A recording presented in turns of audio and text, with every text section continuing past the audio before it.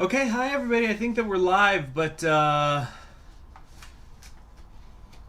okay, so there's no music right now. It's supposed to be playing Erica, but I forgot that I had turned the music off yesterday, so we're gonna have to get in there and change it in the menu. So sorry about that. Okay. Oh dear.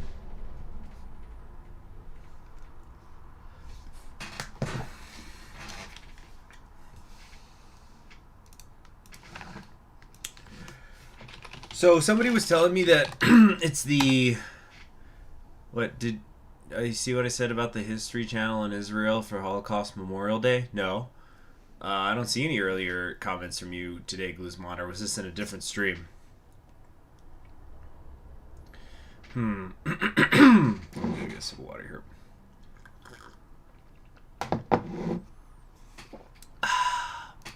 Hello there, Tribal Typhoon, asking what is this mod? Oh, well, it's a mod for Hearts of Iron 4.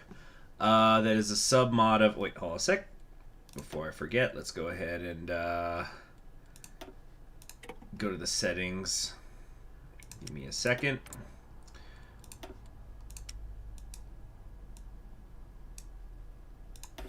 There's the music. Okay, so so this mod is we're playing the Moe Order, which is a sub mod of the New Order, and it is a timeline where Hitler and the Nazis were victorious in World War II, and it has now been a couple of decades since the war. And who we are going to be playing today is Komi, which is one of the many states that Russia broke into, the Soviet Union broke into following the annexation of a lot of their western lands by Nazi Germany and whatnot. So, you know, I'm sure people in the chat could elaborate on these sorts of things. All right. Just need to adjust some things here. Give me a second.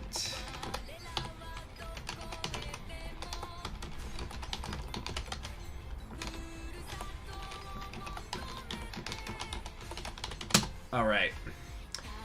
Get download tonight. Yeah. I recommend it, and you know the Moe Order is a sub mod for that. Oh shoot! I forgot to. You know what? We've actually got to exit. We got to exit real quick. I'm so sorry, because I was going to throw on the music mod. So sorry about that. Here, let me throw some other music on. Just in the meantime, very, very sorry about that. I completely forgot to do that this morning. I already downloaded it, but I haven't put it in the playlist. So hopefully this won't take long. Excuse me. Let me just throw something else on.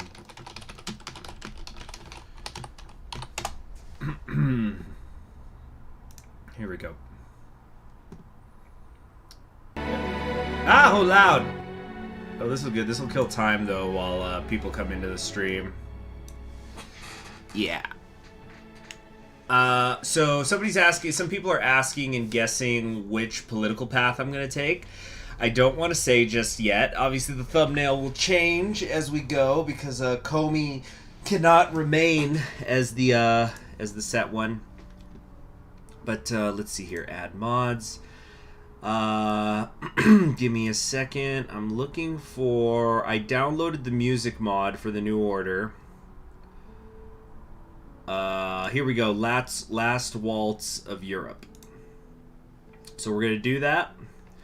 And so we'll get to have the music now. It's my understanding, I've been told by more than one person, that this particular music mod that I'm using is non-copyrighted. Yeah, so like Tam is bringing up demonetization. It might be a problem. Hopefully it is not. But we'll see what happens. What I'll probably do is I'll stop today's stream. I'm not entirely sure how long I'm going to stream. We'll see how I'm feeling, but we're gonna, there we go.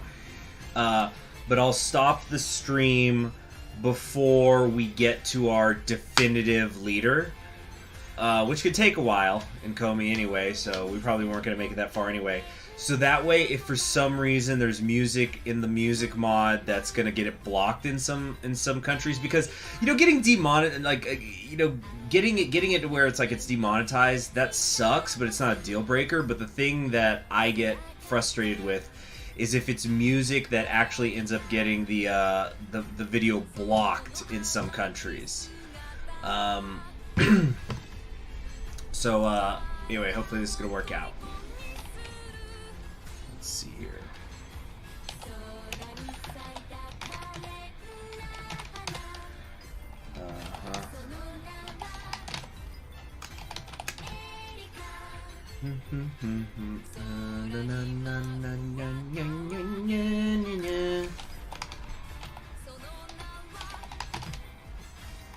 Erika.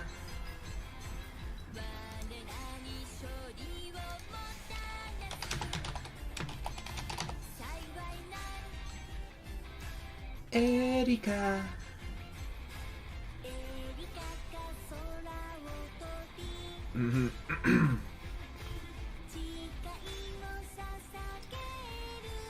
Okay.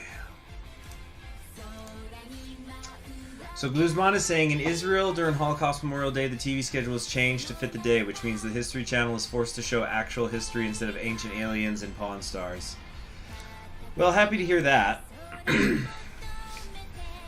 Not that, you know, obviously it's a sad day of remembrance, but yeah, the History Channel actually showing history.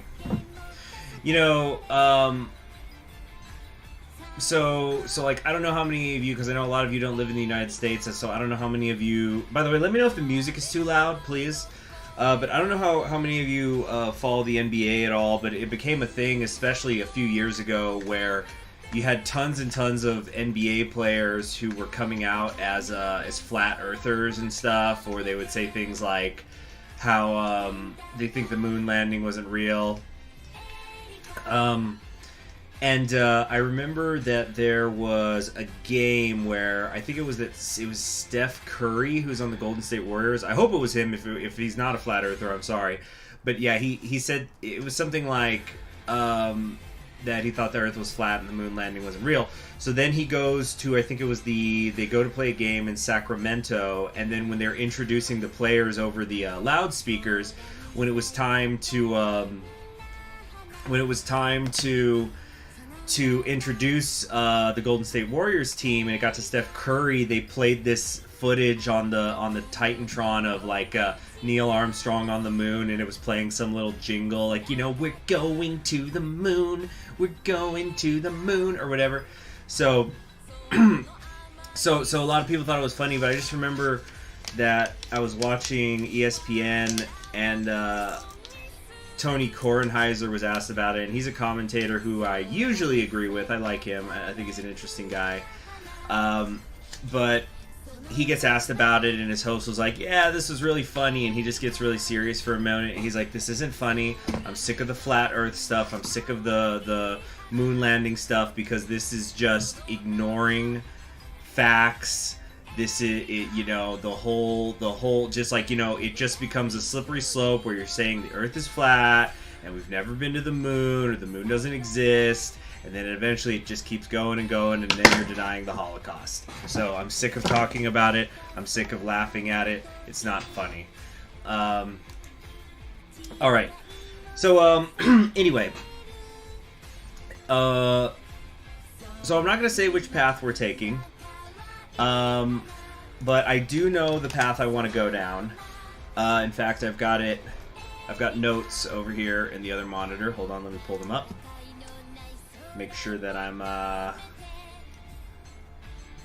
make sure I got the stuff. Yeah, it's pretty straightforward, I think. Hold on. Yes. Give me a second. Where's my notes? Where's the notes? Here we go. Okay, yep. Easy peasy. Let's go ahead and get started now. Happy to see so many people here. Alright, so we're going to play as Komi. Alright, let's jump into it. Erika.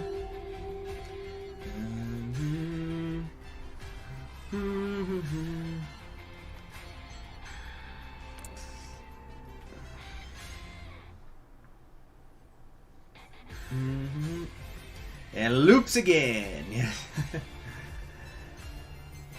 It's an earworm. It gets stuck in your head, that's for sure.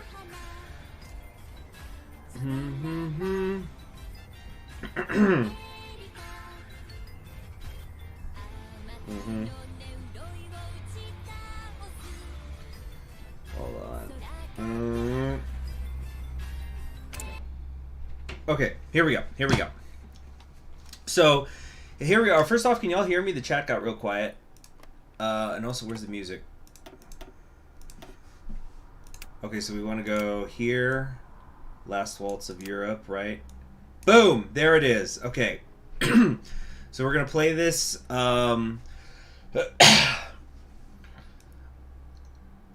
Yeah, we're gonna leave this on. And for the whole stream. And after the stream, I'll find out if any of it is copyrighted.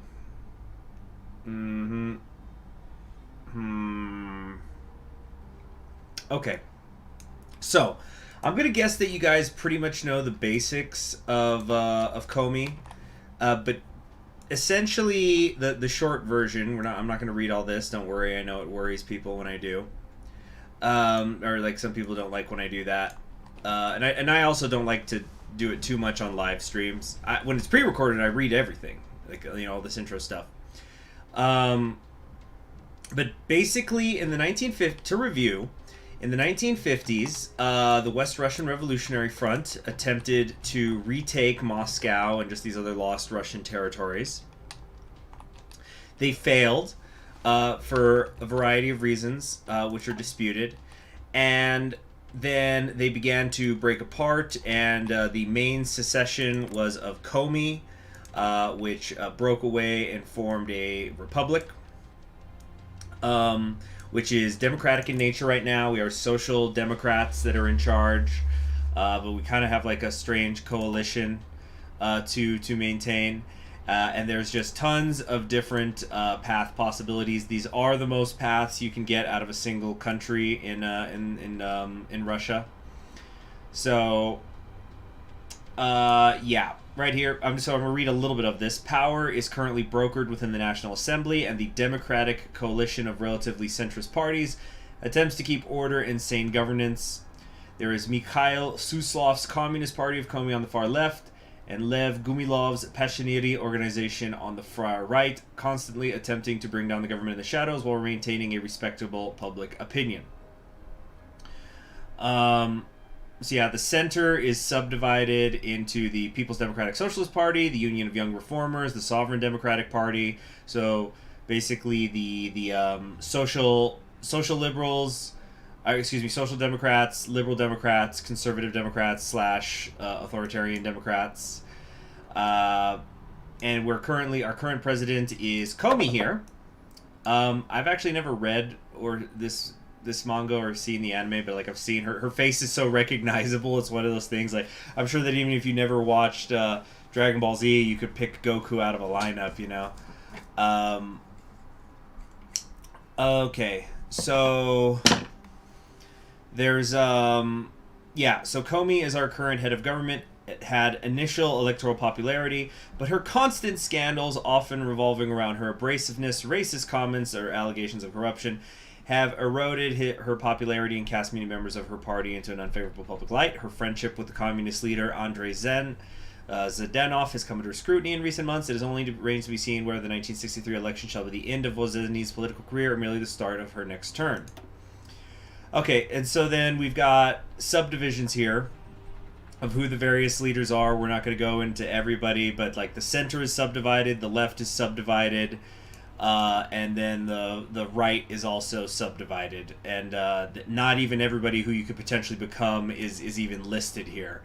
So there's definitely different possibilities. Yeah, and like Stalina has 2 different paths. So, you know, and then some of the paths then divide again, etc. Yeah, it turns out Komi-san is racist. Or Komi-san, excuse me, Komi-san. So let's go ahead and get started here. So I'll probably just sort of summarize a lot of the events, especially because if anybody's seen my pre-recorded Democratic Comey campaign before, well, I specifically went Stalina's democracy path. Uh-oh, did we lose the stream? Oh, okay, I thought we lost the stream for a second. It was something on my playback. But when the time comes that I feel I can't hide it any further, then I'll say who we're going for. Okay. And I'll kind of be probably making frequent saves along the way to make sure I don't make a mistake, because I haven't gone through Comey on my own. The only time I've gone through Comey was when I did my initial blind run. So this is the House of Cards. This shows the main influences. That these are the most of the paths are right here that you could potentially go down. So as you can see right now, the right is divided into Gumilov and Taboritsky. The center is between Kosygin, Stalina, and Voznesensky, and the left is under Suslov, Zhdanov, and Bucharina. And we could, you know, jockey for position over here. So, oh yeah, and I think Taboritsky, I might be wrong, but even though he later becomes our infamous Burgundian, he starts as a despot. Let's see here. Russia will only be free when the last fascist is strangled with the interiors of the last communist. That is a great French Revolution reference, quote reference thing. Blah. So, let's get started. Let's get our divisions together here. Figure out who we want to get raiding. IDK, the Order of St. George or whatever. Let's see, we got our field marshals here. So, of course, you know, there's a little bit of setup here, but we'll get moving. That's a lot of masks in our generals. What the heck is that? Does she have like a fan belt on her head? Or not a fan, you know what I'm saying? It looks like she's got a computer processor. Oh, it's the bottom of the gas mask. I thought she had a freaking computer processor fan on her forehead. Yeah, okay. A lot of gas masks. Anyway, I guess we'll go with... Let's go with Gabov here, because they get the river and reconnaissance bonus, so that'll be helpful.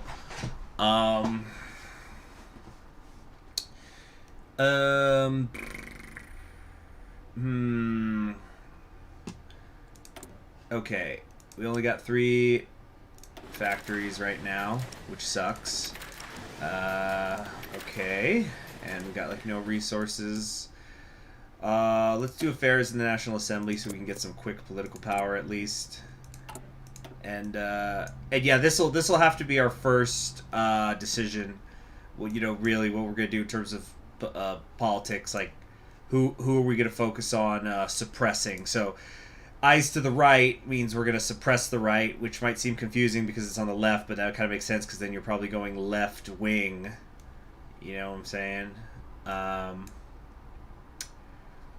Sandgen says you're late. No, don't worry. You guys, come on. You guys know how conquering history games be. It takes so long to freaking unpause the game. You know what? Actually, no. Let's not do Affairs of National Assembly because this is going to give us 50 also. So let's do this instead.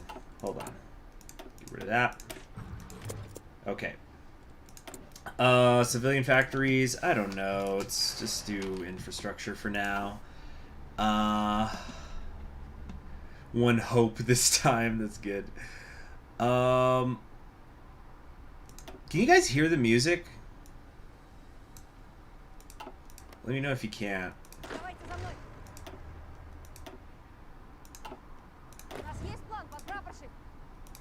There we go. All right, now raids. Let's close up the House of Cards for right now. We're not going to be reunifying anytime soon. Let's see. How is our logistics? Okay, we don't have much, but at least we're not in debt, logistical debt, if that makes sense. Let's try to get the better infantry equipment up and running, and you can't go wrong to getting the computing machines. You guys aren't hearing the music at all? I hear it, but it's very faint. There we go. A little louder now. Like, it's not some blaring thing either. Wait. You know what? Let's do Burgundian Waltz. You guys should know. That's not the Burgundian Waltz. Okay, skip. There we go. I'm hearing... yeah. Okay. There we go. I'm hearing the music at a decent volume now. Maybe still a little quiet, but I think you guys might be able to hear it now too. All right, let's go ahead and unpause.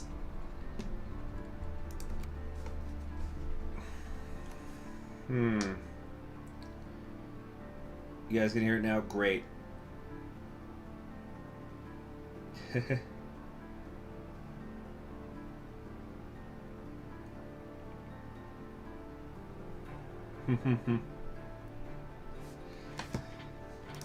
Oh, shoot, we're only on 1 speed. There's a problem. What's going on? I'm trying to speed it up. Turning down your surround sound because it made the cat jump. Oh, sorry. Sorry to the cat. Where's my cat? I think he's off napping somewhere. Okay. Now we're moving. So we'll start doing raids as soon as we can, of course. Hopefully this will get a little better than our Nona one. We were having some horrid luck there.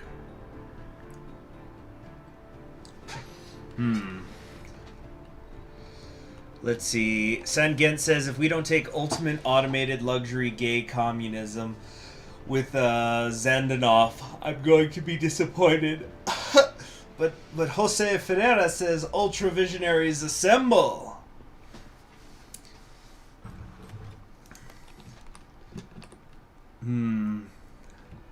So I've already made my decision. It's already set.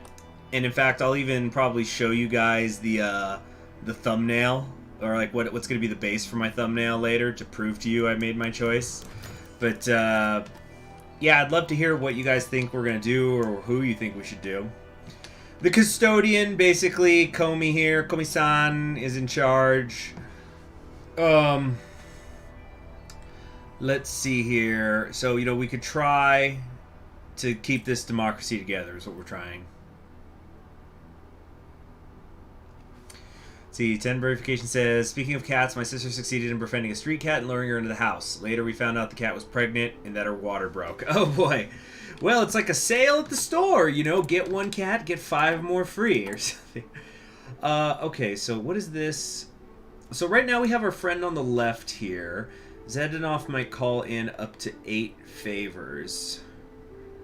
So what we could do here is, the way this mechanic works is we could, well, we could cut ties and that'll decrease Zedanoff's influence, but it's going to be very expensive if we wanted to do. But if we wanted to keep him around, we could do things where we increase his influence over time, and there's various buffs that we can get from it. So, for example, if I just pick some random one, eeny, meeny, miny, public houses. So if we took public houses, Zedanoff will be able to call in 5 more favors. And then we'll get more stability. The poverty rate will start to improve. Things like that. Let's see here. Tribal Typhoon says, I don't care who rules as long as they look cute. Okay. Well, it is the Moe order, so if they're not cute, they're just hot as fuck.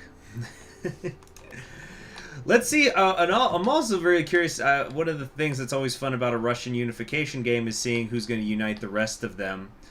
Let's see if the last couple of times Irkutsk has unified the Far East, so let's see if that happens again, and people will just be constantly lusting over the boobs. You know, just, oh man, I want to go to the gulag now. Okay.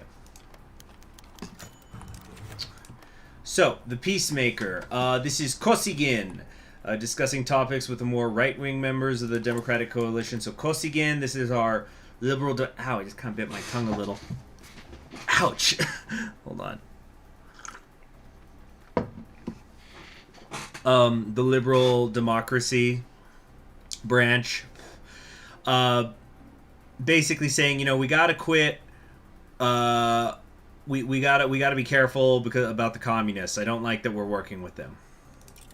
If we wish to see the sun, we must weather the storm.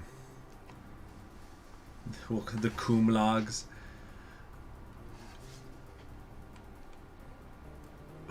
Yeah. So. Yeah, so the title of the reference, the Comey can't form coalitions, and also I think I put on the thumbnail, Comey can't into coalitions, is it's because I understand that the English translation of the anime is Comey can't communicate, so I just wanted to do a play on that. The Reichslast Conquest, wow, check that art out. So they've landed on the moon. They're Nazis on the moon. They carry a harpoon. So what I'm going to try to do here is, I'm not going to say whether I'm going to cut the ties or not, but what I think we are going to do is maybe save up some money here, and we're going to... Whoop, okay, yeah, we'll skip that. Or save up some political power here, and we're going to at least support the public houses, because I like to fix the poverty rate no matter what country I'm playing, because it's just so huge, the bonuses. And I don't think that the society development rates change even if your ideology does. Okay. So, that concludes our segment on tonight's expected weather and sighting of German planes, Zhdanov affair, allegation surfaces of collusion between the president and the far left through the channel of Andrei Zhdanov, chairman of the Communist Party, at least in name. We all know who's really in charge. So we could say this is nothing but right-wing propaganda parroting, or we could say quality reporting from a quality station. So I guess I've already got to say who's gonna win. Or who's not going to win. We already have done Democratic Comey when I did my Stalina campaign. So this time we're heading to one of the wings. So we are going to be decreasing the influence of the Comey Center whenever we can, like if we have to choose between the things. So I guess now the question becomes, are we headed this way or are we headed this way? Here is Stalina. Oh, they haven't updated this portrait yet. Okay, that's fine. So, yeah. So, since we already know that, I'm going to stop reading or even skimming the Democratic ones. It was just basically explaining who Stalina is. There's a few events here that are going to say who the different characters are. That, you know, the different potential leaders. There goes Burgundy trying to kill Hitler. Yeah, which way will I cha-cha slide? Am I going to slide to the left? Slide to the right. And then what would Seroff be, because the Ordo Socialism, would that be crisscross? Okay, a day in the assembly. Let's see here. Yeah, basically these are those two people who are, you know, one of them is in the SMR, one is in the PSD, and I ship the fuck out of them. So there's a place for all of us. Yeah, now I'm already seeing in the chat people going, Tabby! Tabby! Go left! Go left! Okay, so the Paragon. So this is Suslov, the puppet master of Comey, they say. So if we go over here, hold Yeah. So this is introducing Suslov, the authoritarian socialist. Basically, an assassin comes into the bedroom. He raised his pistol at the dark mass on the bed. The first shot hit Anatoly in the hand, next the knee. He squealed in pain as he snapped his gaze towards the darkened corner the shots had come from, nausea rocking his stomach as he met the gaze of his target, sitting comfortably on a leather chair. "Come now," Mikhail Suslov intoned, barely above a whisper. Sure. Shit, hold on. Surely you didn't think no one's ever attempted to kill me before. Anatoly opened his mouth to speak, to jeer the famed shadow master of Comey. All that had exited his throat was a whimper. Suslov shook his head. A shame. Usually Gumilov's lambs are made of sterner stuff. He pulled the trigger again, and Anatoly saw no more. Suslov stood from his chair, sliding the still smoking pistol back into his jacket, gaze fixed on his bodyguard as he burst into the room. Leave him on the steps of the National Assembly. Gumilov hasn't gotten the message yet, it seems. Perhaps another demonstration is in order. Okay, Suslov's hot now, play them. It's Robert Downey Jr.? I don't get it. Yeah, that's true. Stalina can go despotic. There is a path for that with the coups. Well, I did say we're not going center, so could still be an option. Yeah, alright. Let's see here. Hitler names Speer his successor. Okay. A highly controversial choice, Speer enjoys the support from the left-leaning members of the Reichstag and the liberal movement in Germany due to his advocacy of extensive economic and political reform. The decision has upset the more conservative elements within the Reich, however, with Martin Bormann, Hermann Göring, and Reinhard Heydrich each denouncing the choice. Okay. Okay. So we have some political power now. So like I was saying, let's at least support the public houses. And then is there any? What else have we got here? You know, the public. Like I said, I think just lowering poverty is good no matter who you're playing, because I think we start at the 50 to 80%. Yeah, it sucks. The visionary. Give me a second on this. Yeah, once if we can move up even one slot, that's going to give us 5 more stability, 5 more war support, 2.5% more recruitable population, 5% more factory and dockyard output, 5% more construction speed. It's going to more than double our income tax rate factor. Research speed is improved. It's just a lot of good stuff. Yeah, the left-leaning Nazis, no kidding. Okay, so the winds blew cold through the Komi night. This is the one, our friend on the left here, Zdenov. The winds blew cold through the Komi night as the shadow tramped through the field. The snow crunched beneath his feet until he reached the ideal spot. The night was clear and silent, perfect for his surreptitious observations. He placed the long case in the field, withdrawing the tripod, deftly expanding it and attaching the telescope to the top.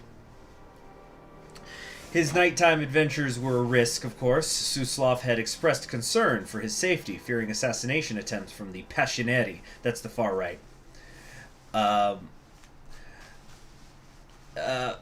But if even Comrade Suslov's men did not know of his excursions, how dangerous could it be? Glancing into the telescope, Andrei Zadov's mind wandered far away from the lights of Skytovar, that snake pit of intrigue and violence. He found serenity in the gentle movements of the stars. Perhaps out there lay hope. Other beings who overcame their petty infighting and defeated their worst qualities. An example for humanity to follow into a new age. Freedom from want, freedom from conflict, and freedom from ignorance lay within the grasp of humanity. It was such a shame that it had been squandered for so long on the petty conflicts of the last decade, and the great battle with the backwards, regressive Germany. But soon the time would come. His vision would guide Russia and the world into a brave new era, and mankind would be free. The way forward lies in our hands. Okay.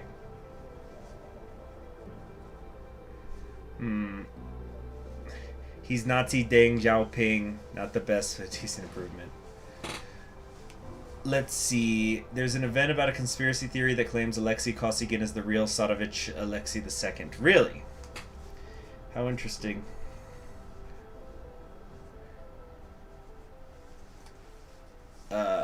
Okay. Yeah, the Nazi got away. Unfortunately, there's people who actually think Speer was a good person because of the bullshit he flung, you know, afterwards. Alright, so we have another couple of characters here. Right here, this is the Seeker. So this is Bucharina, which might be my favorite unification event, incidentally. That one, I really like that one. So this is she's another one of the communists. So she's on the left here, in the purple. Svetlana Bucharina smiled cordially for the 5th time at the 5th representative, shook his hand, promised a bright future working together, and stepped away for the 5th time. They never asked her anything about herself, she noticed, only her father. Your father would be so proud, they'd say. If only he could see you now, to which she'd smile and agree. Oh, okay, take care, Tam, have a good day. Let's see here. Promising to follow in dear old Nikolai's footsteps. She wasn't so ignorant.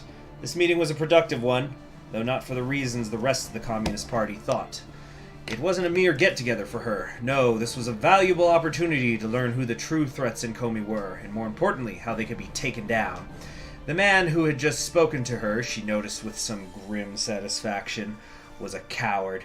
The second she'd disagree with him on a minor dispute, he'd back down and apologize thoroughly. Someone like that was a follower, not a leader. Jasper, no, I was applying for a teaching position. They never got back to me, which really pissed me off. I did so many assessments and stuff for them. It's like, you know, when you ask somebody to go through so much crap to be your employee, the least you could do is, like, send an email saying you're not hiring them. Anyway, where was I? Follower, where was I? Grim satisfaction, yeah. Seroff had watched her carefully as expected. A fearsome man for sure, but he hadn't considered that his prey would be watching him just as carefully. What she took the most interest in was the man's apparent disregard for common communist theory. The way he spoke reminded Svetlana of what little Nazi propaganda she had suffered through in the past. The party was near a breaking point. She concluded at the end of the night. Zhdanov and Suslov for all their attempts. Let me know if the music's too loud. For all their attempts to enforce unity, could not control everyone. Seroff would be the first to go, she reasoned, but certainly not the last. A new rising star in the party would be a welcome sight for many, a reassurance that the glory days of the Union were not all lost. Svetlana Bucharina would be that, but unlike her dear father, she wouldn't let Russia slip through her fingers. A new player enters the game. And then we've got Yuri Andropov here. Sometimes young members of the Communist Party, whispering in each other's ears without a care in the world, would comment on Mikhail Suslov's secrecy, his paranoia. Hold on. Hold on a second. I got an issue in the other monitor. Give me a moment here.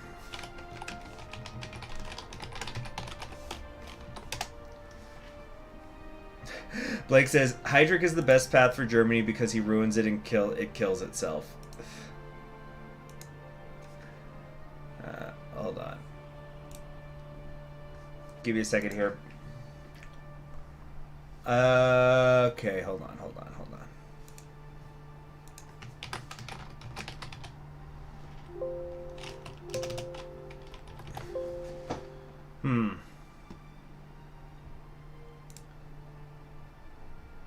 Okay. Okay, so yeah. Is this a threat or an ally?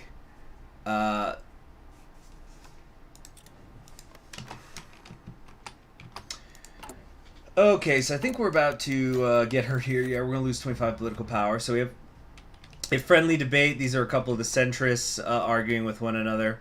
You know, but it's fine. They're still friends. We both stand for the Republic. I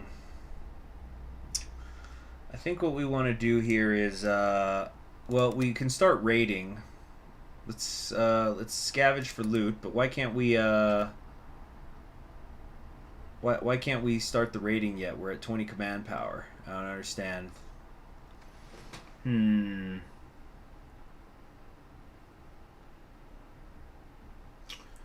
All right.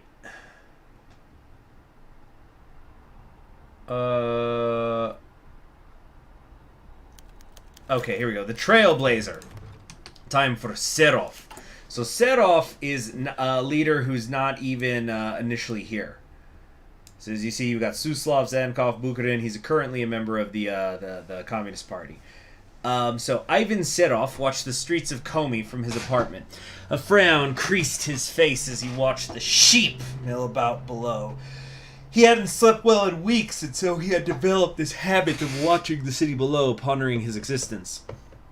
He was a socialist, she reasoned, always among the most loyal of the entirety of the NKVD. So why did she have so many doubts of late? She was always proud of Russia, nationalistically so. But surely that was merely because of their former status as a great socialist power. And certainly not in the same way as the Italians or even the Germans. She shook her head. No, she was better than them, wasn't she? But why wouldn't one be devoted to their home above all else? Perhaps the Union wouldn't have fallen if they had fought with the same brutal pride that the Nazis did. Seroff felt a churning of doubt within her gut, one that had only intensified over the past weeks. Perhaps she wasn't wrong. Maybe, just maybe, it was Suslov and Zdanov who were misguided about such questions. Maybe Seroff could teach them his new ideas? A smile crossed his face as he considered. And for the first time in what seemed like years, the churning in her guts lessened. She would lead the Communist Party, and Comey with it to greatness. She stormed to her desk, placed a fresh sheet of paper into her typewriter, and began. With this, he would change socialism forever. An innovator or a madwoman?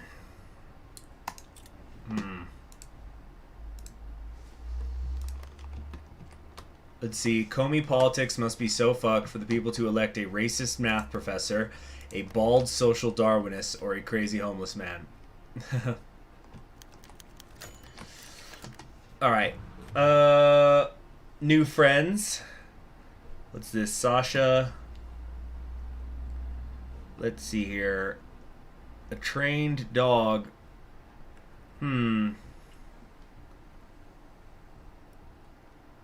Okay.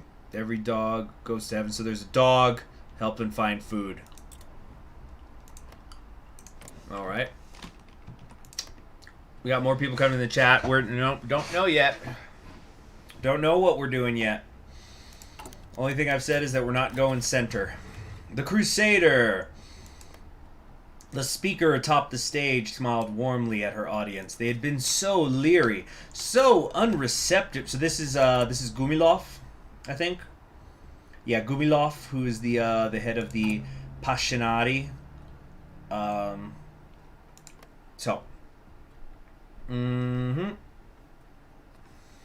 The speaker atop the stage smiled warmly at her audience. They had been so leery, so unreceptive when she was first introduced. Eurasianism had never quite caught on in the Comey Republic, apart from in his own clique. It wasn't that he or his ideas were an unknown quantity in the Republic. Quite the opposite. His infamy was likely the reason that the evening of lectures had been boycotted by Comey's leftists and Democrats. And yet, despite everything, he still stood facing a packed theater, one that was conspicuously devoid of hecklers. Often, she said, moving into the end of her lecture, I am thus interrogated. Lev Nikolaev, you call yourself a rightist, yet you advocate for the very things that all true rightists stand for. You do not stand for the church. Oh, yeah, that's probably say you do not advocate.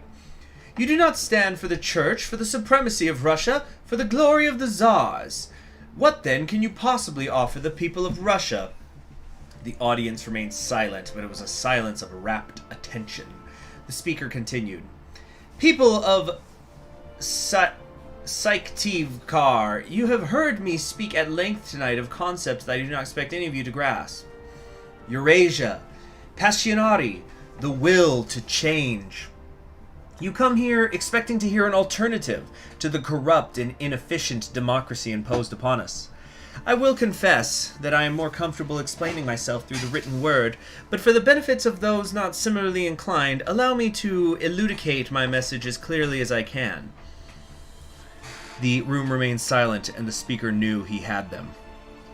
I envision a power to eclipse any that has preceded it. A continent-spanning project wherein the greatest strains of the motherland's ethnicities are forged into an indivisible whole, capitulating only to the singular authority of the state. Not a weary old empire where a single ethnos seizes power only to stagnate and fall before a mightier foe, but a supranational entity, the summation of all that has come before it. It will not merely be the Russians and their strengths, but the Ukrainians, the Kazakhs, the Mongols, the Buryats, and so many more. All of us inheritors of a combined legacy, standing together under a single banner. The Eurasian state!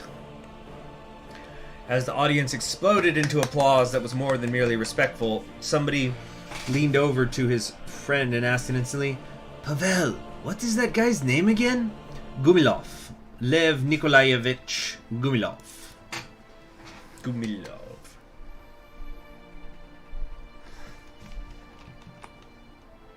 Orenburg? Which one's Orenburg?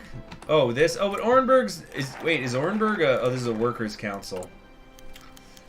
Okay. The party's composition. One inevitability of Comey's politics is that the status quo will change radically at a moment's notice. What is this? Okay, so this is basically determining, who's going to be in charge of the center. So stuff like this, because we're not going to the center, I don't really care. I guess, you know what, let's go for Alexei Kosygin. Because he's the center of the center, right? So we'll try to put him in charge. Doesn't really matter. Okay. Speak with Stalina. Okay. The organizer. So this is somebody who's actually not technically on this map here. But they do exist. This is the fascist leader. Or this map, I was going to say. They're not on this list, but it's the fascist leader. Igor Shavarev looked at the window. As the sun slowly crept into the room, an uninvited intruder. Flip a coin. Comey can't decide, so she flips coins. Yeah. Okay. So, leaning to the drawing board, difficult to optimize, better to remove it entirely. He adjusted his glasses, discarding his pencil for a pen. Let's see. Ordered roads, sidewalks, and pavement, not only for the people of Skytovar, but to compensate for population growth. Everyone could get from one point to another in less than an hour's travel time. Others had mocked him before. His proposal might not get anywhere, considering the political nature of the Republic, but the work was its own reward. He drew in streetlights. The walk from his home... all of this done, Shafarovich decided to test his creation. The walk from his home to the National Assembly was 15 minutes. He picked up his pencil again, tracing it along the new route. In his head, his mind ticked. 2 meters a second, average walking speed. 9, 10 minutes. Now for the next step. Much property destruction would be involved in the realization of his plan. He laid the original design on top of his. Taking out the notebook, he began to count. Sufficient measures. Okay. Burying the hatchet. So basically the centrist coalition is saying we're gonna all be cool. Stay cool. Alright, what's going on? Can we do these raids or what? Why is it still saying we can't raid? Nobody around me's got money? That's bullshit. That's bullshit. Please go wholesome rounds in the next round of Hearts of Iron 4 Yosat after the gloom during the March Hearts of Iron 4 season. Yeah. Another show. Let's see here.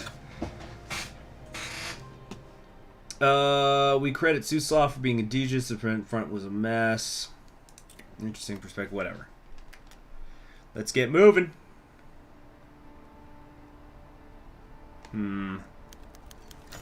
The Regent. Oh, shoot. Hold on. Yeah, so this is, I think... Sergei had been hired to assassinate somebody. So basically, assassins being assassinated by other assassins. Things are crazy in here. Now, the Regent. What is this? A cold wind blew through the creaking old church, sending candlelight dancing across the face of the Theotokos set high upon the altar. Her eyes and those of her child stare down at the supplicant kneeling before them, her lips constantly moving in quiet prayer. O heavenly King, the Comforter, the Spirit of Truth, who art everywhere and fillest all things. Treasury. Oh, by the way, so Theotokos. That's it's what Eastern Orthodox call the Virgin Mary. It's like her title, basically. So that Theotokos. So it's the Virgin Mary looking down. So, O heavenly King, the Comforter, the Spirit of Truth, who art everywhere and fillest all things. Treasury of blessing and giver of life, come and abide in us and cleanse us from every impurity and save our souls, O good one. Sergei Taboritsky paused and shivered as a frigid draft swept over her, its bite sending chills through her old bones. Holy God, holy mighty, holy immortal, have mercy on us. Holy God, holy mighty, holy immortal, have mercy on us. Holy God, holy immortal, have mercy on us. The cold pressed in, piercing the immaculate old Tsarist uniform she wore. Its golden collar felt like a manacle of frozen iron around his neck, and the fine silk lining did nothing to shield him from winter's bite.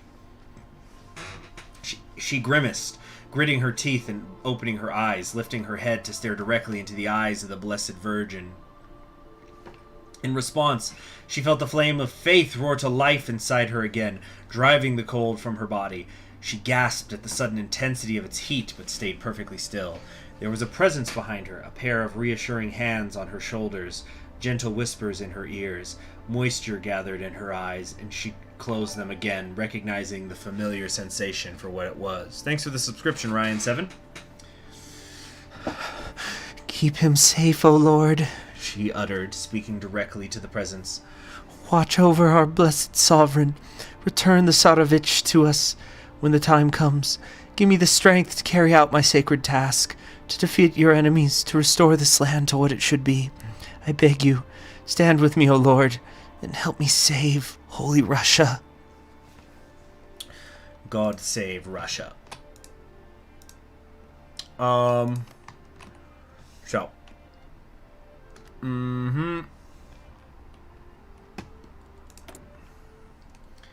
We could trade for some tungsten. Not so sure how good an idea it actually is, though.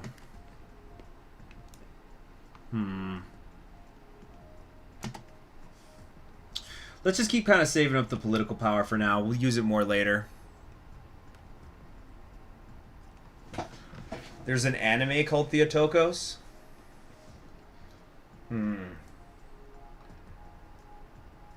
Well, let's see. If you aren't going for the center, it's better to ignore the small part of the focus tree on the right. If you do, it's actually possible to expand before the bombings start. Really? That's interesting.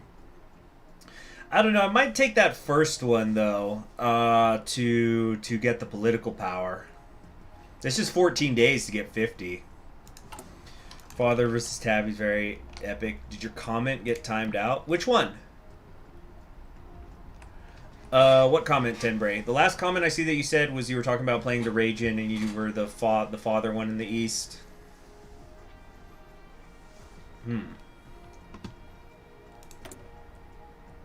Let's see here. Yeah, I think we're pretty much just waiting to make our decision if we're going eyes left or eyes right. Okay, a conversation with Stalina. This is democratic crap. Who cares? Our paramilitary reports. Okay, so we have our loot. I guess we can start working on some things here. Maybe... What do we want to do here? Maybe... industrial base? Industrial, expertise. Well, it's already climbing. So maybe we should go for the industrial equipment. Alright, let's get the equipment.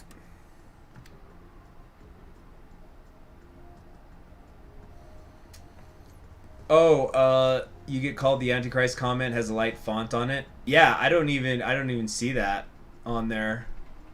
Huh. Am I going left or right? I don't know. We'll have to wait and see. How's everybody liking the music so far? Has it been at a good volume?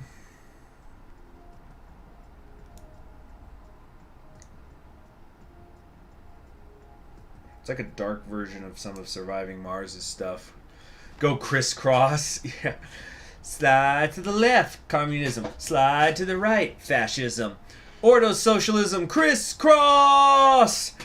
Everybody kill Koreans! But instead of clapping, it's gunshots.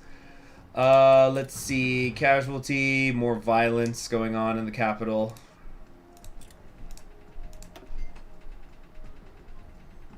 You guys can't hear the music? I'll turn it up a little. It's not very loud.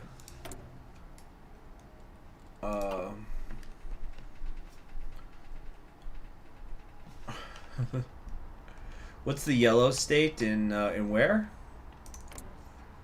What's this? Karakalpakstan.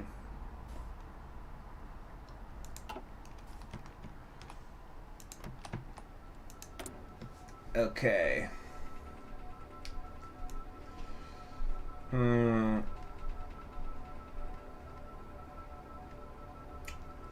Time for hopscotch. When can we raid? Fuck. Another day in the Republic. There's photos. There's been scandals. The usual. Comey must have said something racist again, or is banging somebody, or whatever. Wow, look at that. Is that Lane? You guys know what I'm talking about? Does she have that thing in her hair? CHG Seroff is in the chat. Where? Huh. Oh yeah, Ivan Seroff. Provision package for everyone who told them to pick Natsock. I wonder if they plan to expand more on the other Russian warlords' territories in the future. I'm sure they do, but I wouldn't say it's probably a priority for them. Like, I'm not a developer, I don't know, but I would imagine they want to work on other stuff first. It's not like anybody's saying that Russia doesn't have enough content right now. Okay, yeah, so government in check. Let's keep going through here. I'll start speeding it up here. What's this? Direct action. Okay. Do you want to decrease influence of the Comey left and right? Or do we want to increase the influence of the center? Well, shit. Isn't that virtually the same thing then?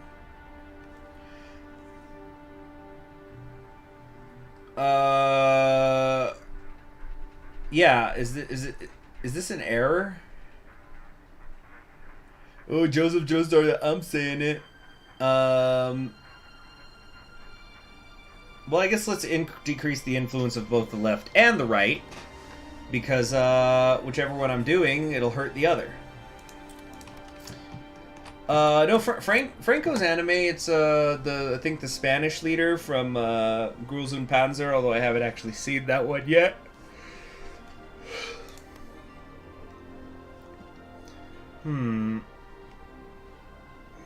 Yeah, I agree with Tenbrification.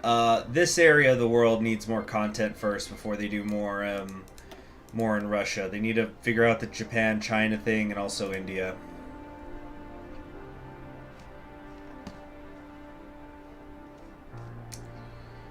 Okay. Whoop. Can we raid now? Can we raid now? Can we raid now? Can we raid now? Can we raid now? Can we raid now? This is very annoying.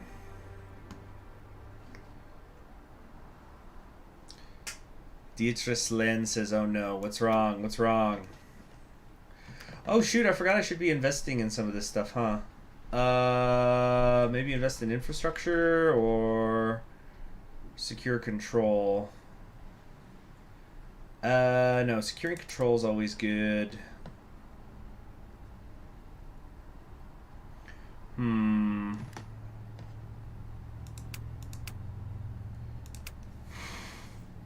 Of course, the hard part, I figure, is going to have to be dealing with the West Russian Revolutionary Front.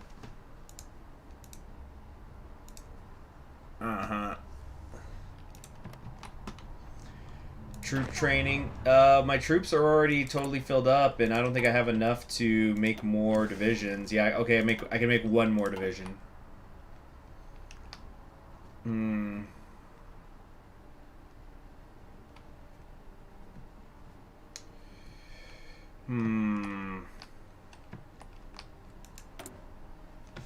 Here we go. We could start preparing raids. So we can go after Vyatka or we can go after Ukhta. Let's go that way. Let's deal with Zhukov. Oops.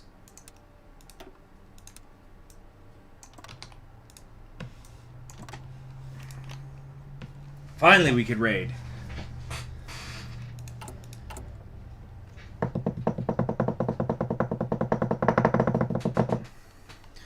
I was thinking about the manpower decision, but it's so expensive. Yeah, you get a little bit of army experience, but it's so much. Alright, let's get raiding. Ooh, what is this track? What's this music track here? Croatian Autumn! Tito is here! Can he pull it off for once?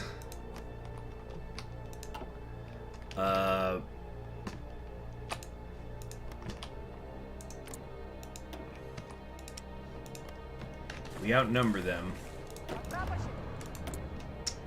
Okay, initiate the raid. This shouldn't be too difficult, I think. You refuse tribute? Why can't we do these yet? Alright, let's do affairs. Get the political power real quick.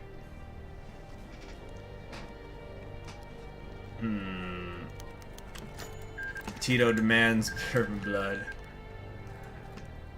Yeah, so this track is called Diminishment. The plan of attack. Okay, let's make a save file here. Want to make sure I do the right thing. Okay.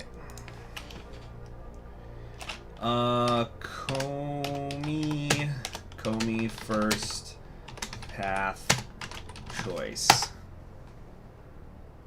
Alright, so you guys already know that I'm not going center.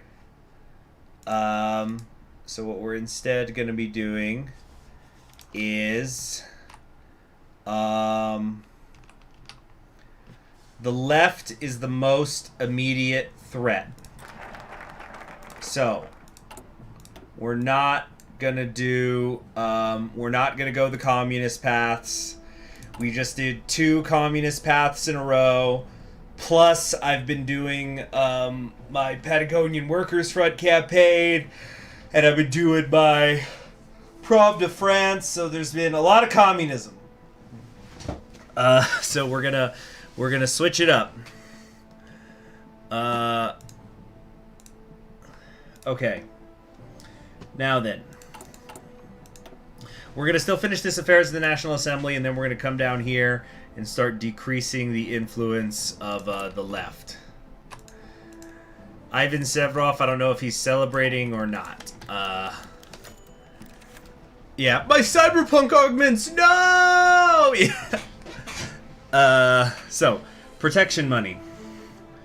Yeah, just more bribery going on in Comey. It's all interesting stuff, but I'm like, it's not a pre-recorded campaign, so I'm not gonna read it right now.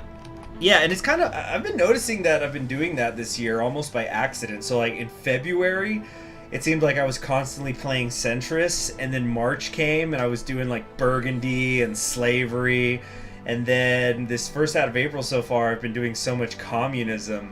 So it's kind of by accident, but I can't, and then I still have to, I'm still going to be doing my millennialist campaign in suzerain at some point this year. So I guess April is communism month. What will May bring us? So let's see here. Wait. Oh, what is this? Huh. Are you okay? I was a follower of them before. I was an ardent socialist once. To think that if nut jobs like Zhdanov weren't in the party, I would have stayed. I'm just scared that someone will find out now that we're taking the fight to them.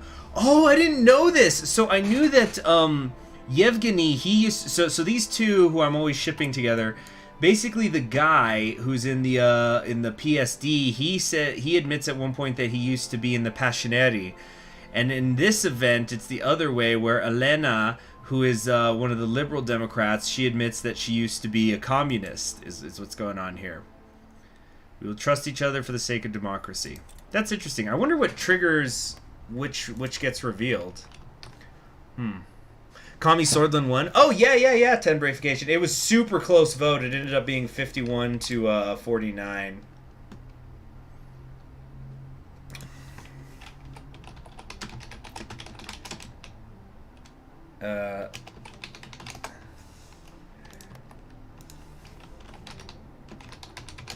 So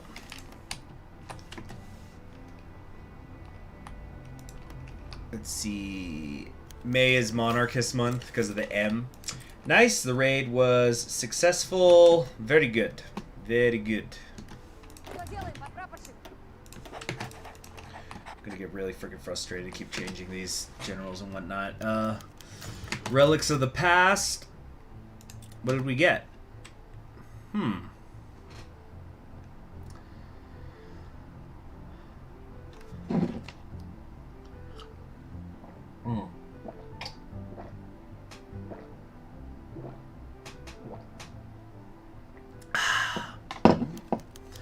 Alright, machines of the past.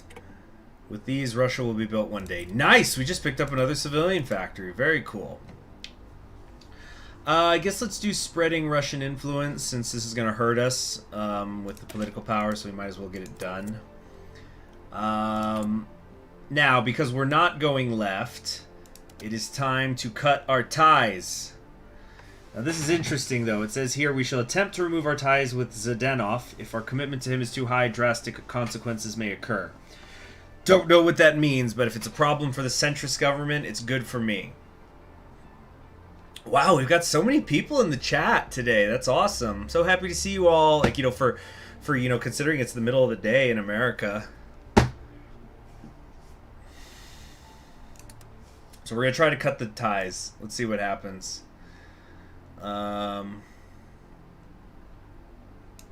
Scavenge for loot. Okay, and let's do not the war planning, not the external. Cutting ties. The young coroner nodded his head. His duties were evident to both men. He sat back and muttered, "Severance at last." We might save up to get this industrial investment. It is good to get an extra factory, I suppose. Katira. Everybody's here to watch me burn the country to the ground, you reactionary. Seroff is both communist and fascist, a true centrist. Admitting fault. Friends of the party and the Republic. I am aware that you all know of the allegations regarding my ties to Zdenov. I must say with complete truth that these ties have existed, but they are cut now. The party will decide your fate. Yeah, we're almost at funny sex number of viewers. Ha ha ha. Take your seat. The votes have been counted. You have been found absolved of any crime revealed by these documents. He was free. Lenient, perhaps. So, Vosnevsky, aka Komi, Komi-san, has been found absolved of crime, but is going to lose influence. And the center is also going to get weaker. So let's check where we are now with the House of Cards, so to speak. So right now, the right and the center are tied in terms of influence, so that's good. Yeah, I gotta get funny sex number amount of likes. Yep. Is CHG going gamer or wholesome? You see, depending on who you ask, that could mean a lot of different paths. Alright.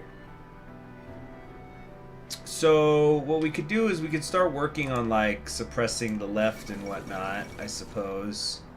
Gathira.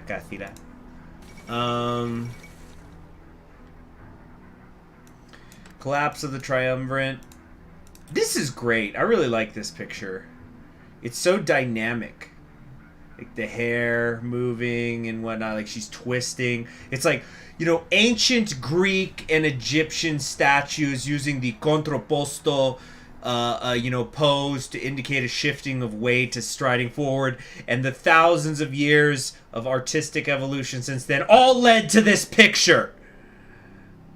And for that, we give thanks. Congratulations to the champion. Look, I'm just saying, like, you can see the flex of muscle a little bit here. Anyway, let's move on. Please don't do the gamers. March was too gloomy. Rumors of a rising star. Comey's great game of politics has always ran on a steady diet of rumors. Knowing what one's opponents are doing is critical if one desires to remain in the game. Influential politician from Gorky has traveled the race to reach Comey. Natural political genius. The popular conclusion is that Suslov, the far left's mastermind, is likely behind it.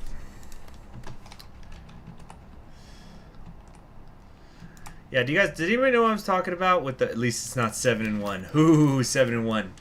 That was okay, so the 7-1, I was this was back when I was in the military.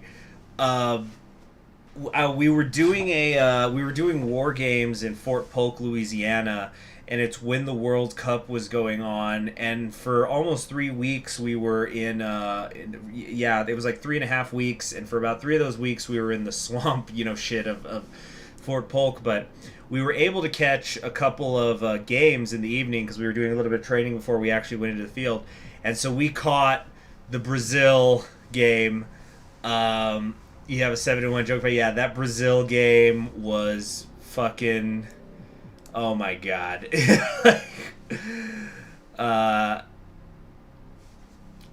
You served in Fort Polk, F. Yeah. Anyway, home. The rise of Ponyamerayov. Suck Dems just standing in the theater box watching. Germany went 7-1 on Brazil, and everybody just stood there watching. Let's see. Nixon has vetoed the Civil Rights Act. Okay, interesting. That's not what happened the last couple games. Oh, there's some northern riots going on.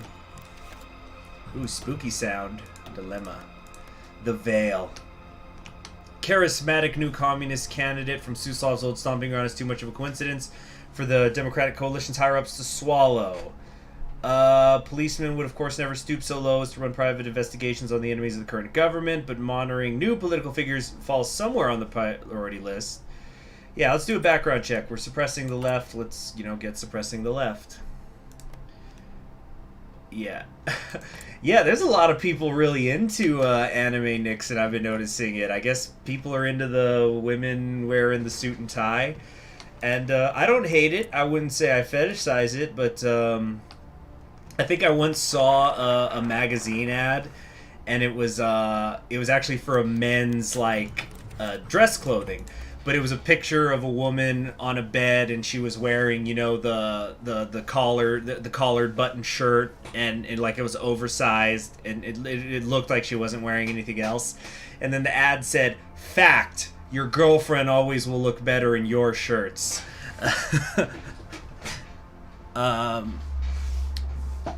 Let's see here. Revelation. The detectives were dismayed to find in the inn Poprayemov was terribly dull. He was a paper pusher. He fell off the face of the earth during the anarchy. He reappeared a few years later when things stabilized. He reached out to his old boss, Suslov. The man still resided in the WRRF's territory. It seems the communist had told him to stay there as a liaison with the WRRF officer clique. Outside of his speeches, Ponomaryov was a terminally boring man. Just another Suslovite automation, it seems. So this increases the influence of Lev Gumilov, who is the ultranationalist on the right. It's going to help with the Soc Dems, increases the Comey's right, decreases the left. Yeah. Okay. Gamer CHG confirmed. What do you mean? Oh, because I'm going to the right? Fact: Bear beats Battlestar Galactica. Terrific show, amazing show. That Battlestar Galactica. I was listening to some of the OSTs the other day. I listened to the season 2 OST, which is probably the best one in my opinion. It's extremely good, but all 4 seasons are great. Fucking Bear McCready, the composer for the music on Battlestar Galactica, he did an incredible job. He also recently did the music for Godzilla King of the Monsters, but he did not do it for Godzilla vs. Kong, which I think hurt the movie, in my opinion. Would have been better with him.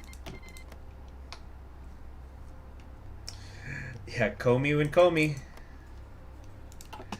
That's a nice tie. Big old tie. It, you know, fits the colors.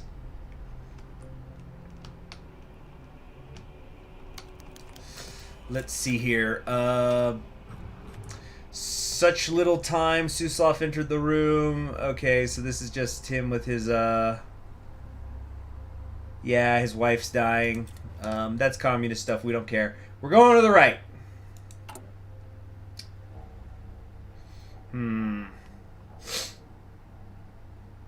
Okay. Oh, what's happening? We're getting some lag. Oh, Tomsk just changed. It's Shostakovich in charge. Victory for the Humanist Association. That is a terrific shade of purple. I don't know if I've said that before.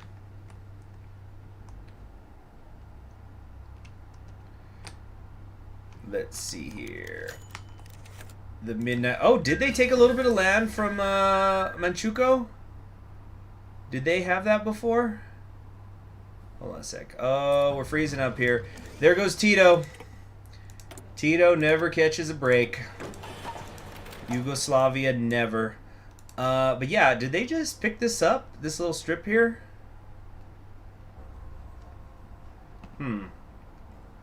Okay, so... What's going on? Fight own battles. This is some Bucharina stuff. No, she can fight her own battles and we'll take some political power. What do we want to work on here? By the way, have you guys seen this? It's Team Goosefish from Girls und Panzer, the main characters. They're here. Although not in front of the tanks for some reason, but yeah. That's fun. You know. So, where was I?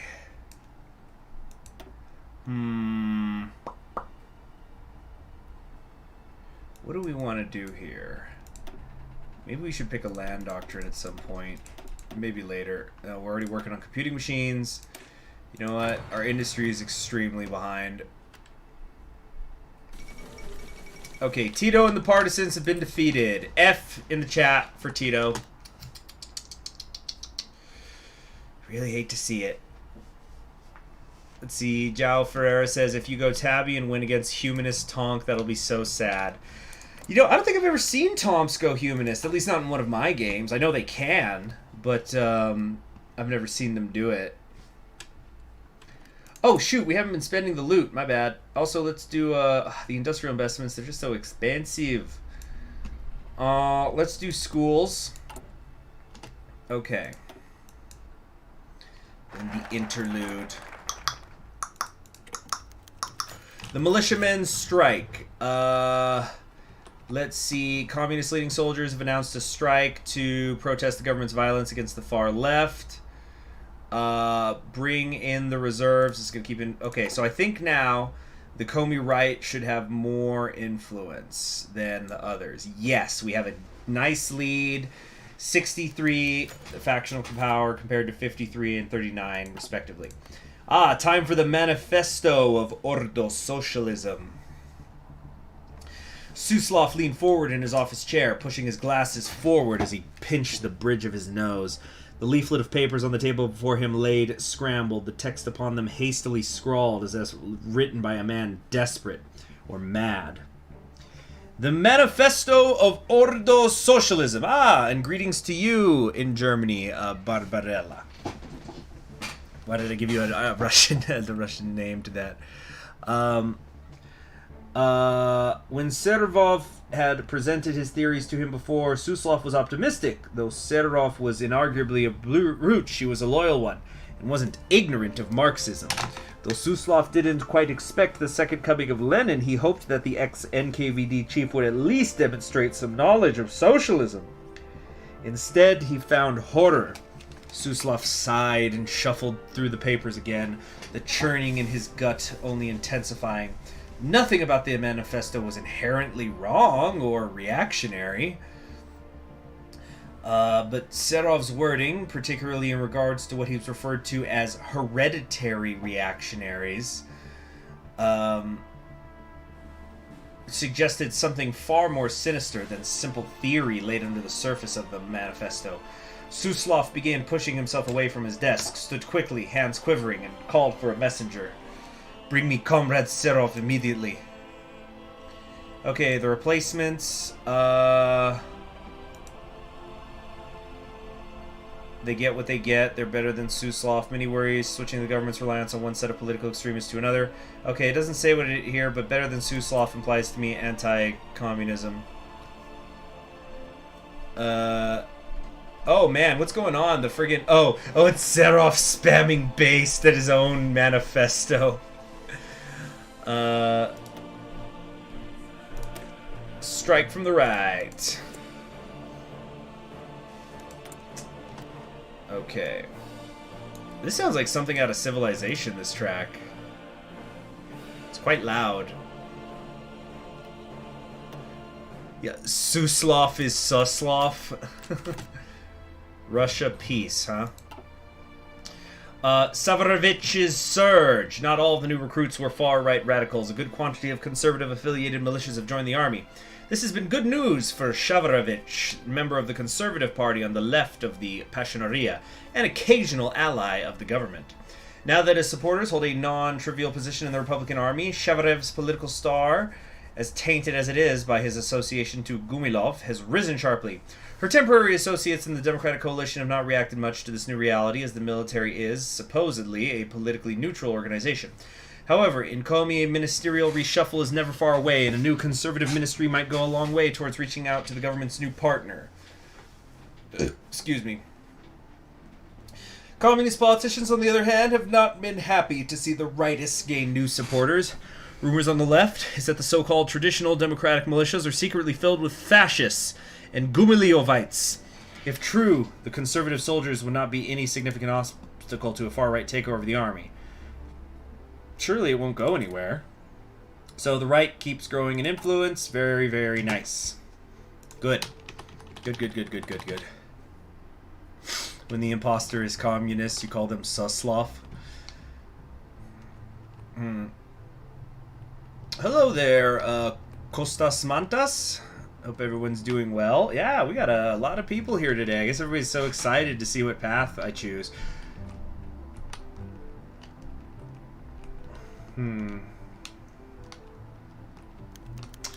Suslov suppresses the manifesto. So, these musings of yours, Comrade Seroff, they suggest you are dreadfully misinformed about several things. You've been called here not for punishment, not yet, but so we may correct this error. For what seemed like hours, Suslov tore apart Seroff's beloved manifesto and in the end calmly banned her from spreading it under threat of party expulsion. Another, weaker woman would have taken this lying down, but Seroff was not a weak woman. She didn't sleep that night or the next like a weak woman would. Instead, she wrote, feverishly, almost maniacally. In the end, it would be worth it. Suslov would see soon just how wrong she was. Show them all.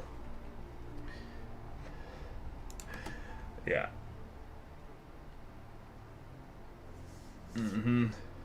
Political Among Us. Oh, cool. We can prepare another raid. Fantastic. Damn it. So, you know, we don't want to be seen to be playing favorites, so we took loot from Nona. Now we go after Katyusha. Hold on.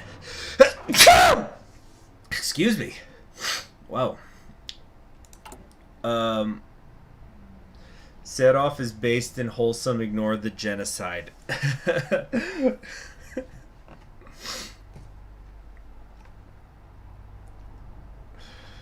Let's see here.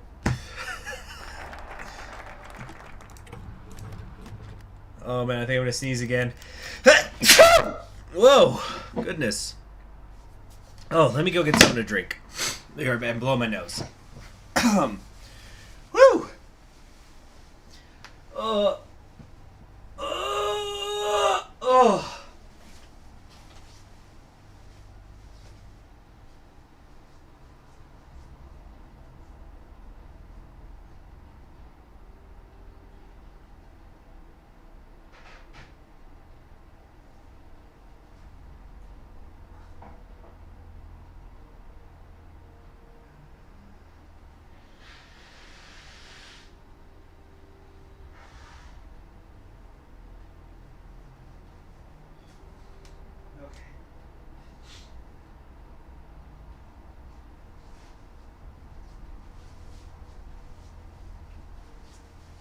Okay, I'm back.